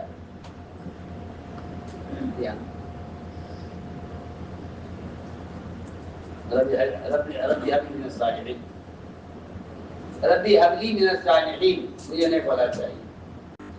مجھے نیک اولاد کے لیے قوت چاہیے، یہ نہیں ہے. مسئلہ جو ہے تولید کا ہو یا تبلیغ کا ہو، مسئلہ تولید کا ہو یا تبلیغ کا ہو، نبی اپنے ذوق کی شکایت کرتے ہیں. نبی اپنے ذوق کی شکایت کرتے ہیں. نبی اپنے ذوق کی شکایت کرتے ہیں کہ ہم کمزور ہیں تمہاری مدد کریں. تو میں نے عرض کیا کہ سوال اس بات کا ہے کہ آپ کے نزدیک سبب اصل ہے اور حکم اصل ہے. اسی لیے آپ غور کریں گے پچھلے واقعات، پچھلے جو واقعات ہیں مدد کے، وہ اس زمانے کے صحابہ یا اولیاء کا تعارف کرانے کے لیے نہیں ہے. میں کچھ کہہ رہا ہوں، میں بہت اہم بات کرتا ہوں. لوگ یہ سمجھتے ہیں کہ صحابہ کے غیبی مدد کے واقعات اور اولیاء کی کرامتیں وہ اولیاء کا صحابہ کا تعارف کرانے کے لیے ہیں. ہم عرض کرتے ہیں کہ نہیں، ایسا نہیں ہے، بلکہ بعد میں آنے والوں کو عمل کی قوت کا تعارف کرانے کے لیے اولیاء کی کرامتیں ہیں. صحابہ کے ساتھ غیبی نسبتیں ہیں. کرامات اولیاء، کرامات اولیاء کے تعارف کے لیے نہیں ہے. کیا آپ سے کہتا ہوں، میری بات سمجھ آنے کی، آپ کے معجزات کی موضوع نبوت نہیں ہے. معجزات موضوع نبوت نہیں ہے. معجزات موضوع نبوت نہیں ہے. معجزات اللہ تعالیٰ کے تعارف کے لیے نبیوں کو دیے جاتے ہیں.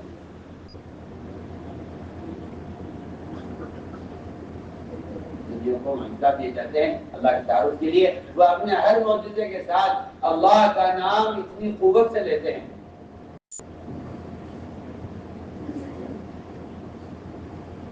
میں بہت عام بات کہہ رہا ہوں. کرامات اولیاء، کرامات اولیاء کے تعارف کے لیے نہیں. آج کل تو جیسے مزاج لوگوں کا ہے کہ جس ولی کی کوئی کرامت ظاہر نہ ہو لوگ اسے ولی نہیں سمجھتے. حالانکہ ولایت کی علامت، اگر کسی شخص سے پوری زندگی کوئی ظاہر کے خلاف کوئی کرامت اس کی ثابت نہ ہو، پوری زندگی کوئی کرامت ثابت نہ ہو، وہ اللہ کے یہاں ولی ہے اگر متبع سنت ہے. اور اگر کوئی عالم متبع سنت نہیں ہے اور اس کی کوئی کرامت ظاہر ہو جائے تو فرمایا علماء نے کہ یہ شعبدہ باز ہے، جادوگر ہے. اس لیے کہ جادو اور کرامت دونوں مشابہ ہوتے ہیں. کیونکہ جادو بھی خلق عادت ہے، کرامات بھی خلق عادت. ظاہر کے خلاف ہونا، ظاہر کے خلاف ہونا یہ کرامات میں بھی ہے اور شہر میں بھی ہے. میں بہت بری بات کر رہا ہوں. کرامت اولیاء کس لیے ہے؟ میری بات یاد رکھنا، کرامات اولیاء سے ظاہر ہوتی ہیں کہ اللہ تعالیٰ ولی کی کرامت کو ظاہر کرتے ہیں لوگوں کو عمل کی قوت سمجھانے کے لیے، لوگوں کو ولی کی قوت نہیں ہے، ولی کی قوت نہیں سمجھانا چاہتے کہ فلاں ولی اتنا طاقتور ہے اور فلاں ولی اس درجے کا ہے اور فلاں افطار اور رمضان ہے، نہیں، بلکہ اللہ ولی کی کرامت کو ظاہر کرتے ہیں عمل کی قوت سمجھانے کے لیے۔ ولی کی کرامت کا مطلب یہ ہوتا ہے کہ اے ولی کی کرامت دیکھنے والوں، اگر تم اس کی طرح عمل کرو گے اللہ تمہارے ساتھ یہ کریں گے جو ولی کے ساتھ کر رہے ہیں۔ صاف بات ہے، بتا سکتا ہے یہ کرامات اولیاء کے ساتھ مخصوص نہیں ہے، غیبی نصرتیں نبیوں کے ساتھ مخصوص جو ہے یہ لازم نہیں ہے، تو میں تقریباً کہہ رہا ہوں نبیوں کے ساتھ غیبی مددیں نبیوں کے ساتھ مخصوص نہیں ہیں، پر کرامات اولیاء کے ساتھ مخصوص کیسے ہوتی ہے، کیسے ہو سکتی ہے؟ اللہ تعالیٰ انبیاء کے غیبی مددوں سے بعض باروں کو بتانا چاہتے ہیں کہ اگر تم اس طرح نبیوں کے ضابطوں پر آ گئے تو اللہ تعالیٰ تمہاری نبیوں کی طرح مدد کریں گے۔ تو قرآن کی آیت کا صاف ترجمہ ہے، بالکل اس طرح کہ قیامت تک مسلمانوں کی مدد کرنے کی طرح کی جائے گی۔ میں نے عرض کیا کہ کرامات اولیاء اس لیے نہیں کی کہ کسی ولی کی کرامت ظاہر ہو جائے، اگر ہم اس ولی سے دعا کی درخواست کریں۔ کیا کہہ رہا ہے؟ کرامات اولیاء دعا والا بنانے کے لیے ظاہر ہوتی ہیں۔ شاید میری بات کسی کو سمجھ آ جائے۔ ولی فرقان کرامات اولیاء دعا والا مسلمان کو دعا والا بنانے کے لیے ظاہر ہوتی ہے۔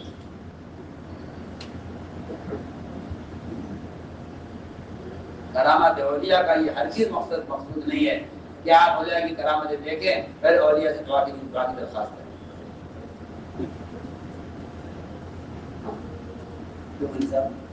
کرامات اولیاء کا یہ مقصد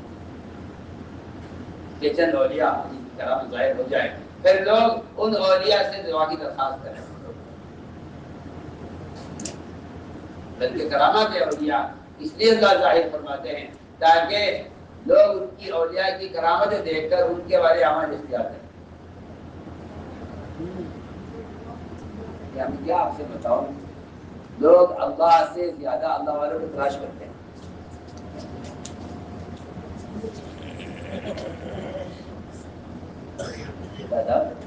لوگ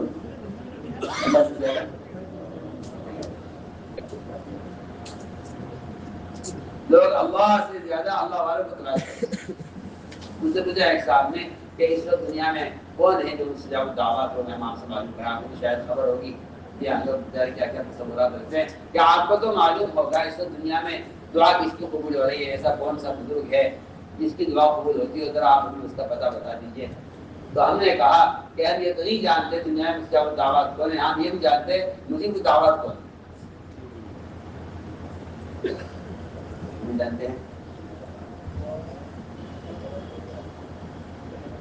ہم یہ جانتے ہیں مجھے کوئی دعوت کون ہے، دعا قبول کرنے والے کو تو ہم جانتے ہیں، لیکن دعا کس کی قبول ہوتی ہے دنیا میں آج کل یا نہیں جانتے ہیں کیا ہوتا ہے۔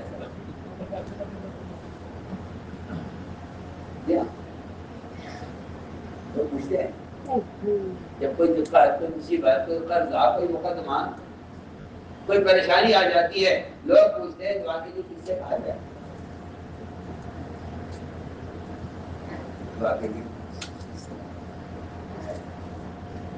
اللہ کا اعلان کرے ان سے مانگو، اور میں پوچھتا پھر رہا ہوں کہ میری پریشانی آ گئی ہے، مجھے دعا کے لیے کس سے کہنا چاہیے۔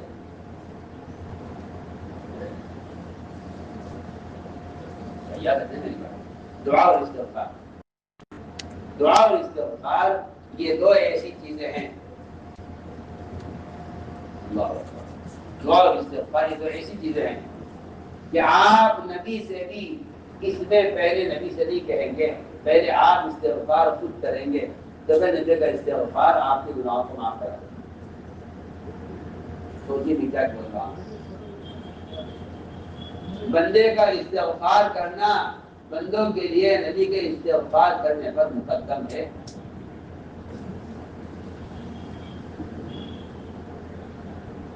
بندے کا استغفار کرنا نبی کے امتی کے لیے استغفار کرنے پر مقدم ہے.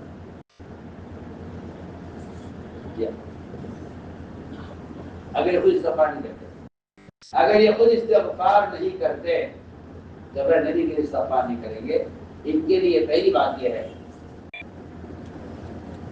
فاستغفر اللہ واستغفر اللہ کہ یہ خود استغفار کرتے نہیں کرتے. یہ خود استغفار کرتے نہیں کرتے.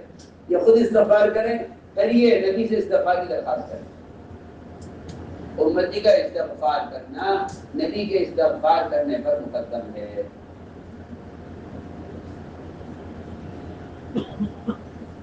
یہ حضور اکرم صلی اللہ علیہ وسلم نے یہ مزاج نہیں بنایا تھا کہ تمہارا کوئی مسئلہ ہو تو ہم سے کہنا ہم دعا کریں گے. آپ یہ مزاج نہیں بنایا تھا کہ اگر آپ کو کوئی مسئلہ اٹک جائے تو ہم سے کہنا ہم دعا کر لیں گے. آپ صلی اللہ علیہ وسلم نے صحابہ کو دعا والا بنانے کے لیے ان کو دعا کی تعلیم دی. اتنا بڑا ذخیرہ کسی نبی کی امت کو نہیں دیا جتنا بڑا ذخیرہ آپ صلی اللہ علیہ وسلم کی امت کو دعا کا ذخیرہ دیا. میں نے عرض کیا کہ یہ ایک بنیادی بات میں آپ سے یہ بات نہیں ہے کرامات اولیاء سے مسلمان کے مسائل حل ہو جائیں. ایسا ہر ایک کا معاملہ اللہ کے ساتھ براہ راست ہے. اللہ ہر بندے پر براہ راست حالات لاتے ہیں. براہ راست حالات کے آنے کا تقاضا یہ ہے کہ ان حالات کو اللہ کے کہہ کر براہ راست اللہ سے ہٹایا جائے. ہاں ٹھیک ہے ایک دوسرے دعا کی درخواست کرنا اچھی بات ہے. لیکن خود تو آدمی بن جائے دنیا والا اور بزرگوں کو بنا دے دعا والا. مجھے اس کا کہیں دوست خود تو بن جائے دنیا والا اور بزرگوں کو بنا دے دعا والا. حضرت فرماتے تھے یہ یہود و نصارہ پورے سال گناہ کرتے تھے, خوب زنا کرتے تھے, خوب شراب پیتے تھے, خوب کام کرتے تھے. ہفتے کا دن تھا ان کے یہاں اپنے پادریوں سے اپنے لیے مغفرت کی دعا کرانے کا کہ جی ہماری دعا کرتے ہیں اللہ ہمارے گناہوں کو معاف کر دے. وہ ان کے لیے دعائیں کر دیا کرتے تھے. انہیں اس بات کی امید ہو جاتی تھی کہ انہوں نے ہمارے لیے دعا کرتی ہمارے گناہ معاف ہو جائے.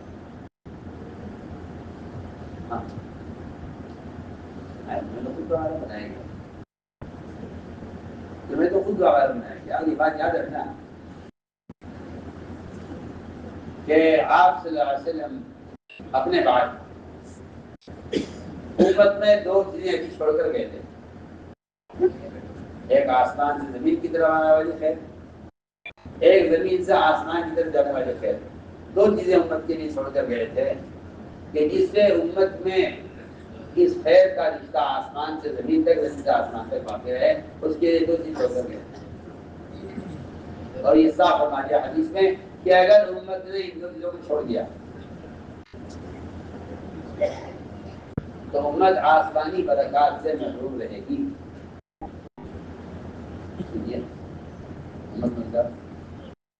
آسمانی برکات سے محروم رہے گی. اس لیے کہ سارا رزق آسمانوں میں ہے, سارا رزق آسمانوں میں ہے.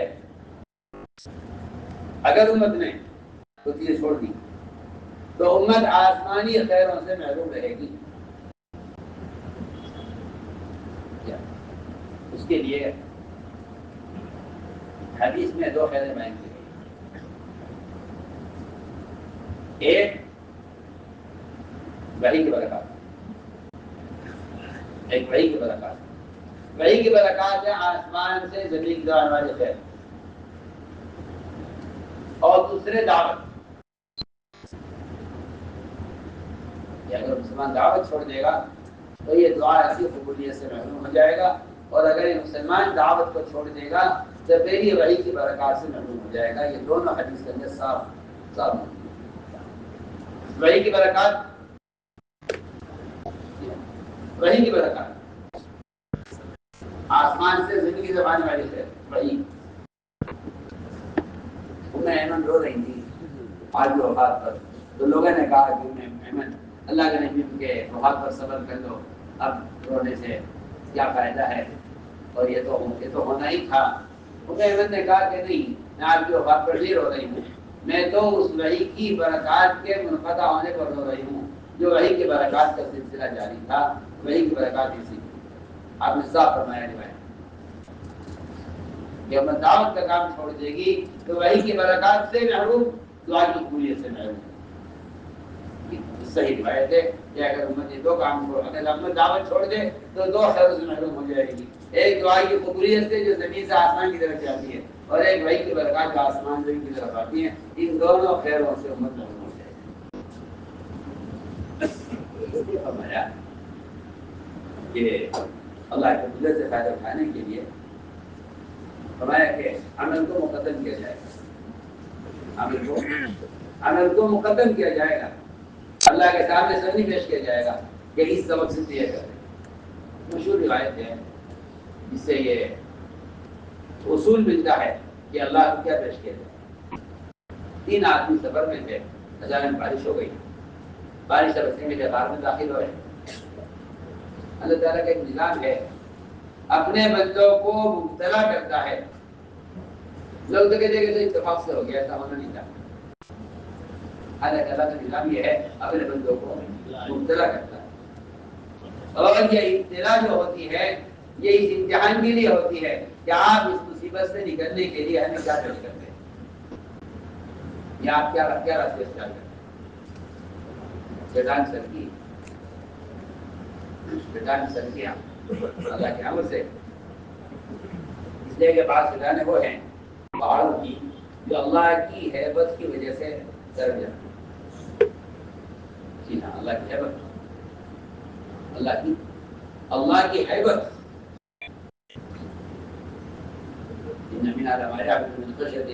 کہ ایسی بھی جگہیں ہیں جو صرف اللہ کی ہیبت کی وجہ سے پہاڑوں کی چوٹیوں سے جو ہے پھسل کر نیچے آ جاتی ہے۔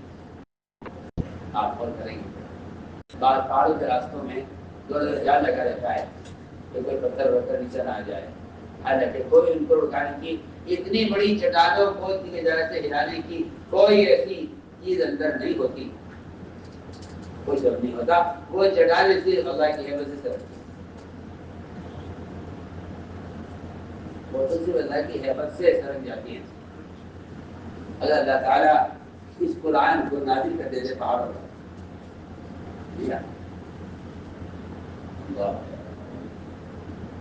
تو یہ اللہ تعالیٰ کی ہیبت قرآن کے فوج سے ایسے پھٹتے پہاڑ، جیسا پہاڑوں کے اندر بارود بھر کر دھماکہ کیا جاتا ہے پہاڑوں کو توڑنے کے لیے، اور ڈھونڈ کر اس کے پتھر جاتے ہیں۔ میں سمجھتا ہوں کہ اس سے زیادہ پہاڑ ریزہ ریزہ ہو جاتے ہیں اگر ہم قرآن کو نہ لکھیں۔ اللہ تعالیٰ کی ہیبت، اللہ اکبر، جب اس کے کلام کی ہیبت ہے، اس کی ذاتی کیا ہیبت ہے؟ اس زمانے میں تو مسلمانوں کو ایسا جاہل، اندھا، بے ادب بنایا گیا ہے، ایک بیچارہ اس قرآن کو موبائل میں رکھ کر پڑھنے کو ایک طریقہ سمجھ رہا ہے، اس کی یہ اندھا ہو چکا ہے، یہ بے ادبی کی ساری حدیں پار کر چکا ہے، اس کو جواب دے پٹی باندھ دی اس کی آنکھوں پر اور اس کو بے ادب بنا دیا ہے۔ یہ میں تو آپ کو کہتے کرنا پڑتا قرآن بنانی کر دیتے ہیں پہاڑوں کا، تو یہ پہاڑ ریزہ ریزہ ہو جاتے ہیں۔ آپ اس کو گندے موبائلوں میں اور ننگی تصویروں میں اور فوج فلموں میں رکھ کر پڑھنے کو آپ اس کے در پر ہیں کہ اس میں کوئی حیرت نہیں ہے، مجھے حیرت ہے کہ آپ کا ادب کہاں چلا گیا، جبکہ ذکر جائز تبتل کا تقاضا کرتا ہے، حکم دیتا ہے، ذکر جائز تبتل کا حکم دیتا ہے، میں لوگوں سے کہہ رہا ہوں، اور آپ محفل میں ڈالنے والی چیز کو آپ تلاوت کے لیے استعمال کریں، آپ کا تبتل، آپ تبتل کو سمجھیں گی، شاید آپ تبتل کو سمجھیں گی، آپ تبتل کو سمجھیں گی، آپ تبتل کو سمجھ ہی نہیں سکے، تبتل کسے کہتے ہیں؟ کوئی اگر بیت اللہ کی جڑ میں کھڑو کے نماز پڑھے، اس کے لیے نماز میں بیت اللہ کو دیکھنے کی اجازت نہیں ہے. آپ کی نماز ناقص ہوگی اگر آپ بیت اللہ کو دیکھ رہے ہیں. سنتے ہیں کیا بول رہا تھا؟ آپ کی نماز ناقص ہوگی. آپ کی نماز ناقص ہوگی. ٹھیک ہے، ناجائز ہونا الگ ایک چیز ہے، ناقص ہونا الگ چیز. آپ یہ مت سمجھیے جو کام جائز ہے وہ کامل ہے، جو کام جائز ہے وہ ناقص ہے. جو کام مطلب جائز ہے وہ ناقص ہے. اگر آپ بیت اللہ کو دیکھ رہے ہیں تو آپ کی نماز ناقص ہے، کیونکہ نماز کامل یہ ہے کہ آپ کی نظر بیت اللہ پہ نماز نہ جائے. بیت اللہ سے آپ کو کٹنا پڑے گا، باعتبار نظر کے بھی، باعتبار فکر کے بھی، باعتبار دھیان کے بھی. باعتبار دھیان کے آپ کو بیت اللہ سے کٹنا پڑے گا. کی بات بیت اللہ اللہ کا گھر ہے، اللہ کا گھر ہے. بیت اللہ اللہ کا گھر ہے مگر اللہ کا گھر ہے. جب نماز میں دھیان کے اعتبار سے بیت اللہ سے کٹنا توقل ہے تو میں آپ سے گزارا کر لیجیے. نماز سب سے اعلیٰ ذکر ہے، جب اس میں بیت اللہ سے کٹنے کا حکم ہے تو قرآن جو افضل ذکر ہے اس میں آیات باطل سے کٹنے کا کیا حکم ہونا چاہیے. آپ اپنے عقل کی سوچ کے بجائے جائز ناجائز کے کی بحث میں پڑھنے کے چھوڑیے. اس طرح سے غلبہ کرنے کی کچھ آگے نہیں کریں. قرآن کی حیبت، قرآن کی عظمت اور قرآن کے وقت دلوں سے نکالنے کے لیے یہ فتنہ پیدا کیا گیا. کیا موبائل میں قرآن پڑھی، اسی میں فلمیں دیکھیے، اسی میں قرآن پڑھی، اسی میں اولیاء، اسی میں قرآن پڑھ نہیں ہے. میں کہتا ہوں اگر خفت ہو جائے کسی کی تو اس کی یہ سوچ ہو سکتی ہے. اللہ اکبر. 4 مرتبہ جبرائیل نے آپ کے دل کو آپریشن کیا ہے اور اس کو زمزم سے دھویا ہے. علماء نے ایسی بات لکھی ہے، علماء نے لکھا ہے کہ کیوں جبرائیل حوض کوثر کا پانی کیوں نہیں لائے. حوض کوثر تو بہت افضل ہے، حوض کوثر تو زمزم سے افضل ہے. حوض کوثر وہاں سے سارا سامان آپریشن کا بھی لائے، کچھ بھی لائے، پانی حاضر کیوں نہیں لائے. زمین کا پانی ہوتا، حوض کوثر کا پانی ہوتا جو خاص آپ کو بطور انعام کی دی جائے گی. حوض کوثر کیا کیا وجہ ہے؟ انہوں نے لکھا ہے کہ زمزم سے آپ کو دل کو دھویا گیا ہے. اس پر علماء نے صرف اتنا کہا ہے کہ اس سے معلوم ہوتا ہے کہ زمزم حوض کوثر سے افضل ہے. اگر حوض کوثر افضل ہوتا زمزم سے تو جبرائیل بجائے حوض زمزم کے استعمال کرنے کے آپ کے دل کو دھونے کے لیے کیا لاتے؟ حوض کوثر کا پانی لاتے. مگر میں سمجھتا ہوں اپنی ناقص رائے میں کہ حوض کوثر کے پانی پر زمزم کو مقدم کرنے کی وجہ صرف یہ نہیں ہے کہ افضل ہے، بلکہ وجہ یہ ہے کہ زمزم مجاہدے سے مشقت سے نکلا ہے اور آپ کو حضرت ابراہیم کا حکم ہے. اس لیے آپ کے قلب کو دھونے کے لیے زمزم کا استعمال کیا گیا ہے، کیونکہ زمزم قربانی سے نکلا ہے جن قربانی کی تکمیل کے لیے آپ کو مبعوث کیا گیا. ہاں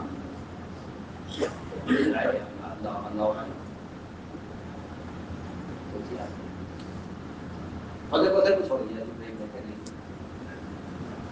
آپ کے دل کو دھونے کے لیے حوض کوثر کا پانی نہیں لائے. سارا سامان آپ سے لے کر آئے ہیں. آپ کو سمجھا اس کی کیا انتخاب کیا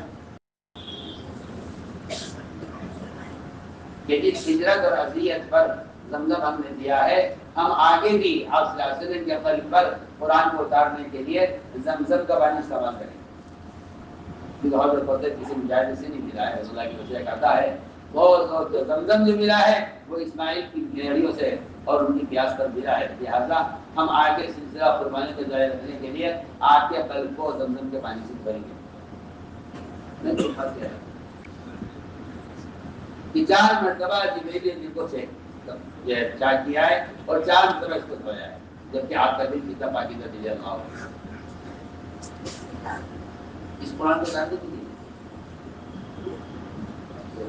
آپ کی عقل، آپ کی عقل، آپ کا رواج، یہ رواج، آپ کی عقل، آپ کا رواج یہ کہتا ہے یہ سہولت اسی میں ہے. یہاں موبائل کا قرآن پڑھیں گے, آپ موبائل لے کے بیٹھے رہے مسجد میں, لوگ دیکھ کر آپ کو ملتان کریں گے, آپ کو تلاوت کر رہے ہیں. میں کہتا ہوں اگر کوئی آدمی شراب کی بوتل میں زمزم پیے گا تو شرابی کہلائے گا. کیا کہنا ہے آپ بتائیے کیا کہنا ہے.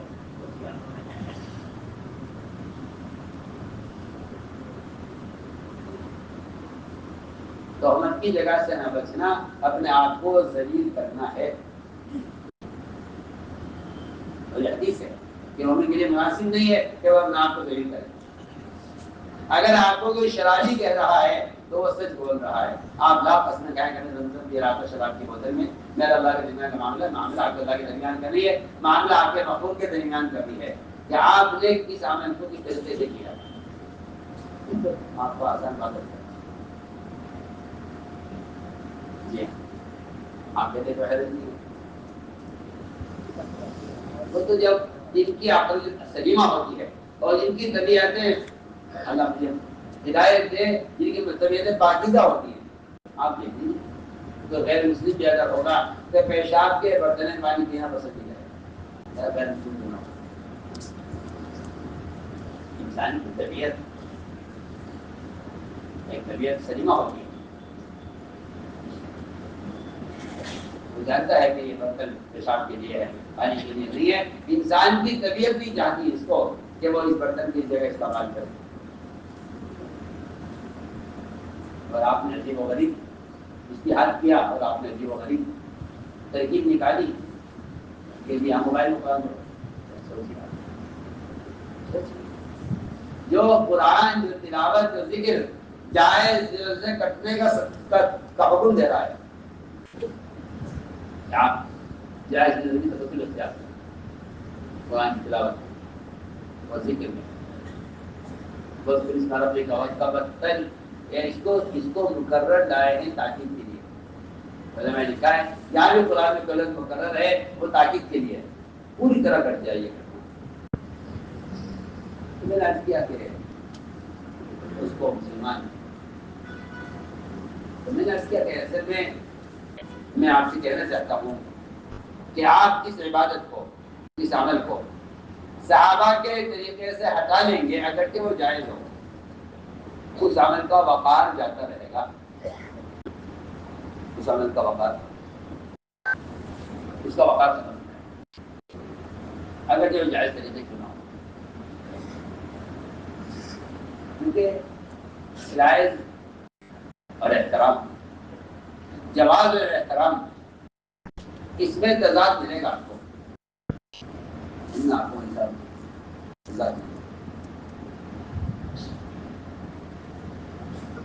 جائز اور احترام میں تضاد ملے گا, اور سنت اور ادب میں ہمیشہ آپ کو اتفاق ملے گا.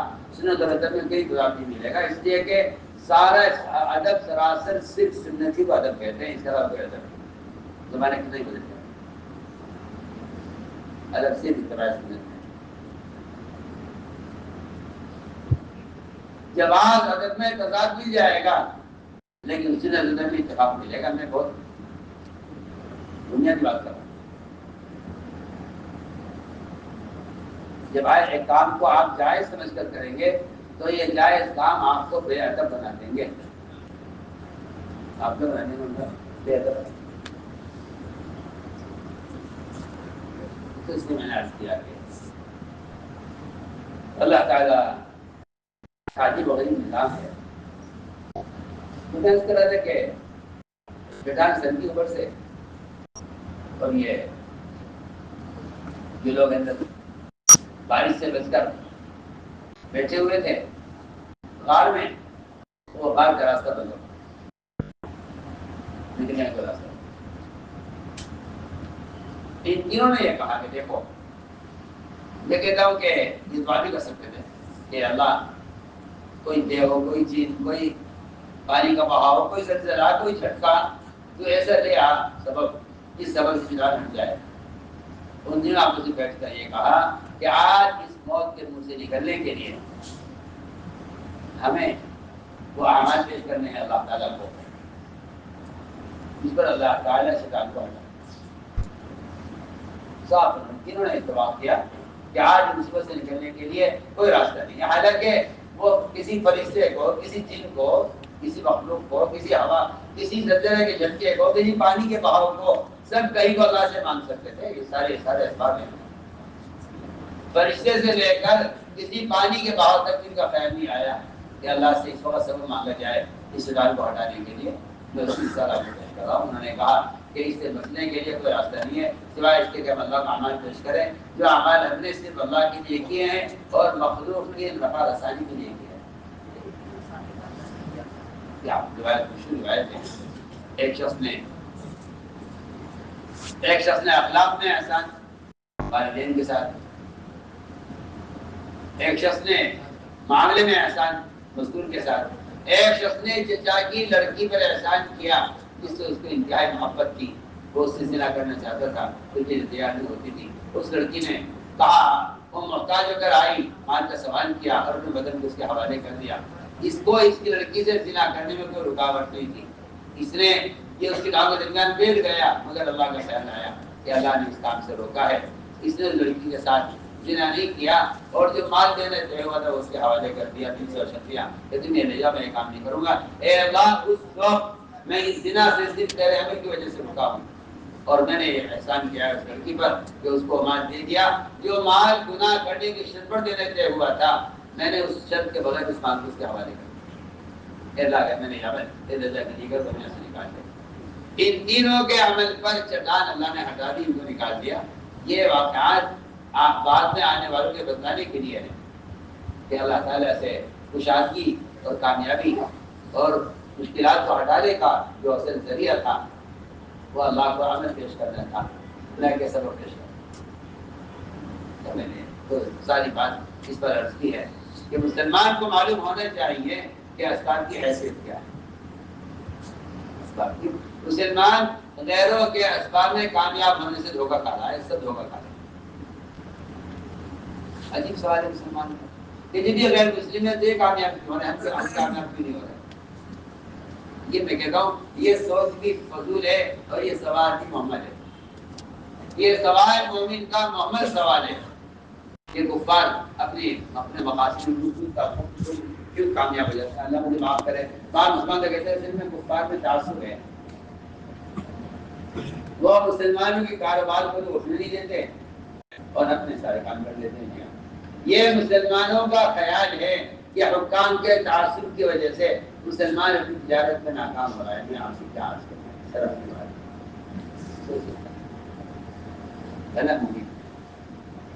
بھلا اللہ مومن کو کافی حوالے کر دیں گے، بھلا مومن کو اللہ تعالیٰ اسباب کی دنیا میں کافی کے مشابہ کر دیں گے. یہ خیال مومن کا غلط خیال. یہ میں کہتا ہوں یہ ایسی بھیانک غلطی ہے مسلمان کی کہ اسے کبھی بھی اپنے دنیاوی اسباب میں ناکامی پر اسے کبھی اللہ کا خیال آئے گا ہی نہیں، کبھی بھی نہیں آئے گا. یہ سمجھتے رہیں گے کہ ہمارے اسباب میں ناکامی ان کی وجہ سے آ رہی ہے. کیا کریں گے؟ یہ تو بے زبان جانور کی طرح ہیں.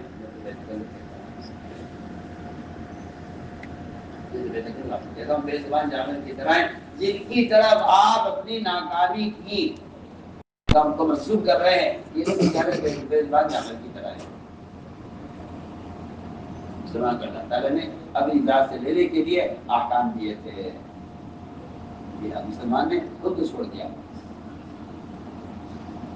عجیب روایت ہے، اللہ نے ہمارے جبرائیل،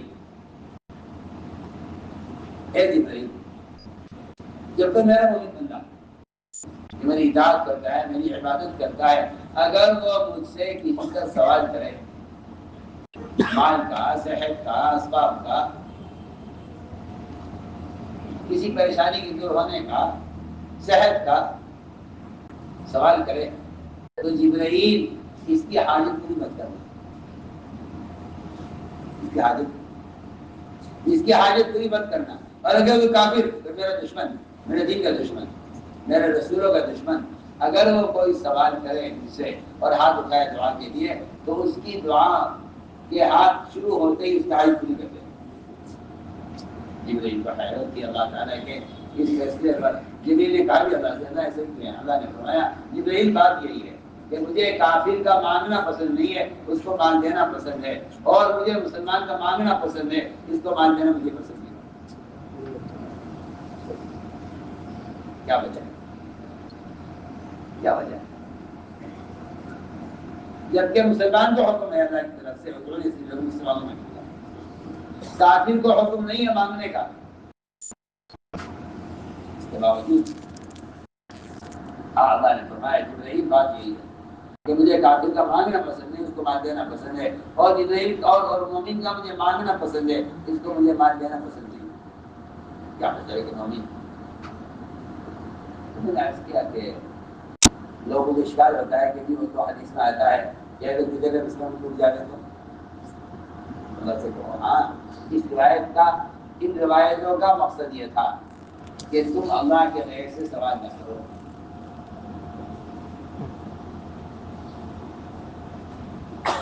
تھا کہ تم اللہ سے حاجت کا سوال نہ کرو، یہ مطلب ان روایتوں کا ہے کہ تم اللہ کے غیر سے سوال نہ کرو۔ اگر معمولی تمہارا جسے ٹوٹ گیا ہے تو اس کو بھی خالق سے کہنا، مخلوق سے نہ کہنا، نہیں ساری بات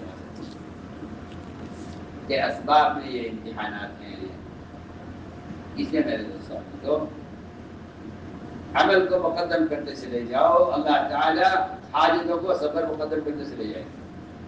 تم عمل کو مؤخر کرتے چلے جاؤ گے تو اللہ تعالی تمہارے اسباب میں مشکلات پیدا کرتے چلے جائے۔ اس لیے اللہ کے ساتھ تعالی سے براہ راست تعلق کھانے کے لیے یہ اس کا دین، اس کے احکام۔ ایک صحابی نے آپ سے سوال کیا تھا کہ میں تجارت کے لیے بحرین جانا چاہتا ہوں، تو میں کرو تجارت، اس سے انکار نہیں ہے، مگر نماز کو مقدم کرو تجارت کرو، نماز کو مقدم کرو۔ ہمارے یہاں اسباب کا ترک کرنا نہیں ہے، اسباب کو مؤخر کرنا ہے، اسباب کو مؤخر کرنا۔ اللہ کا موقع کرے گا آدمی تو اللہ تعالیٰ بعض مرتبہ سبب تک پہنچنے سے پہلے ہی حاجت کو پوری کر دے گا۔ اس لیے میرے دوست لوگ یہ مزاج بنانا پڑے گا دعوت کے ذریعے، کیونکہ جو آدمی عمل کی دعوت دیا کرتا ہے اس یقین کے ساتھ رفتہ رفتہ اس میں ایک کیفیت پیدا ہو جاتی ہے کہ پھر وہ اسباب کو مؤخر کرنے والا بن جاتا ہے۔ ہم تو اسباب کو مؤخر کرنا چاہتے ہیں، ترک کرانے نہیں چاہتے، مؤخر کرو، عمل مقدم کرو۔ اس لیے پورا بندہ اس کا عزم کر لے کہ انشاءاللہ ہمیں اپنے رخ کو بدلنا ہے، یہ خالی کرنا پڑے گا اور عمل کے ماحول میں آ کر سیکھنا پڑے گا اس چیز کو۔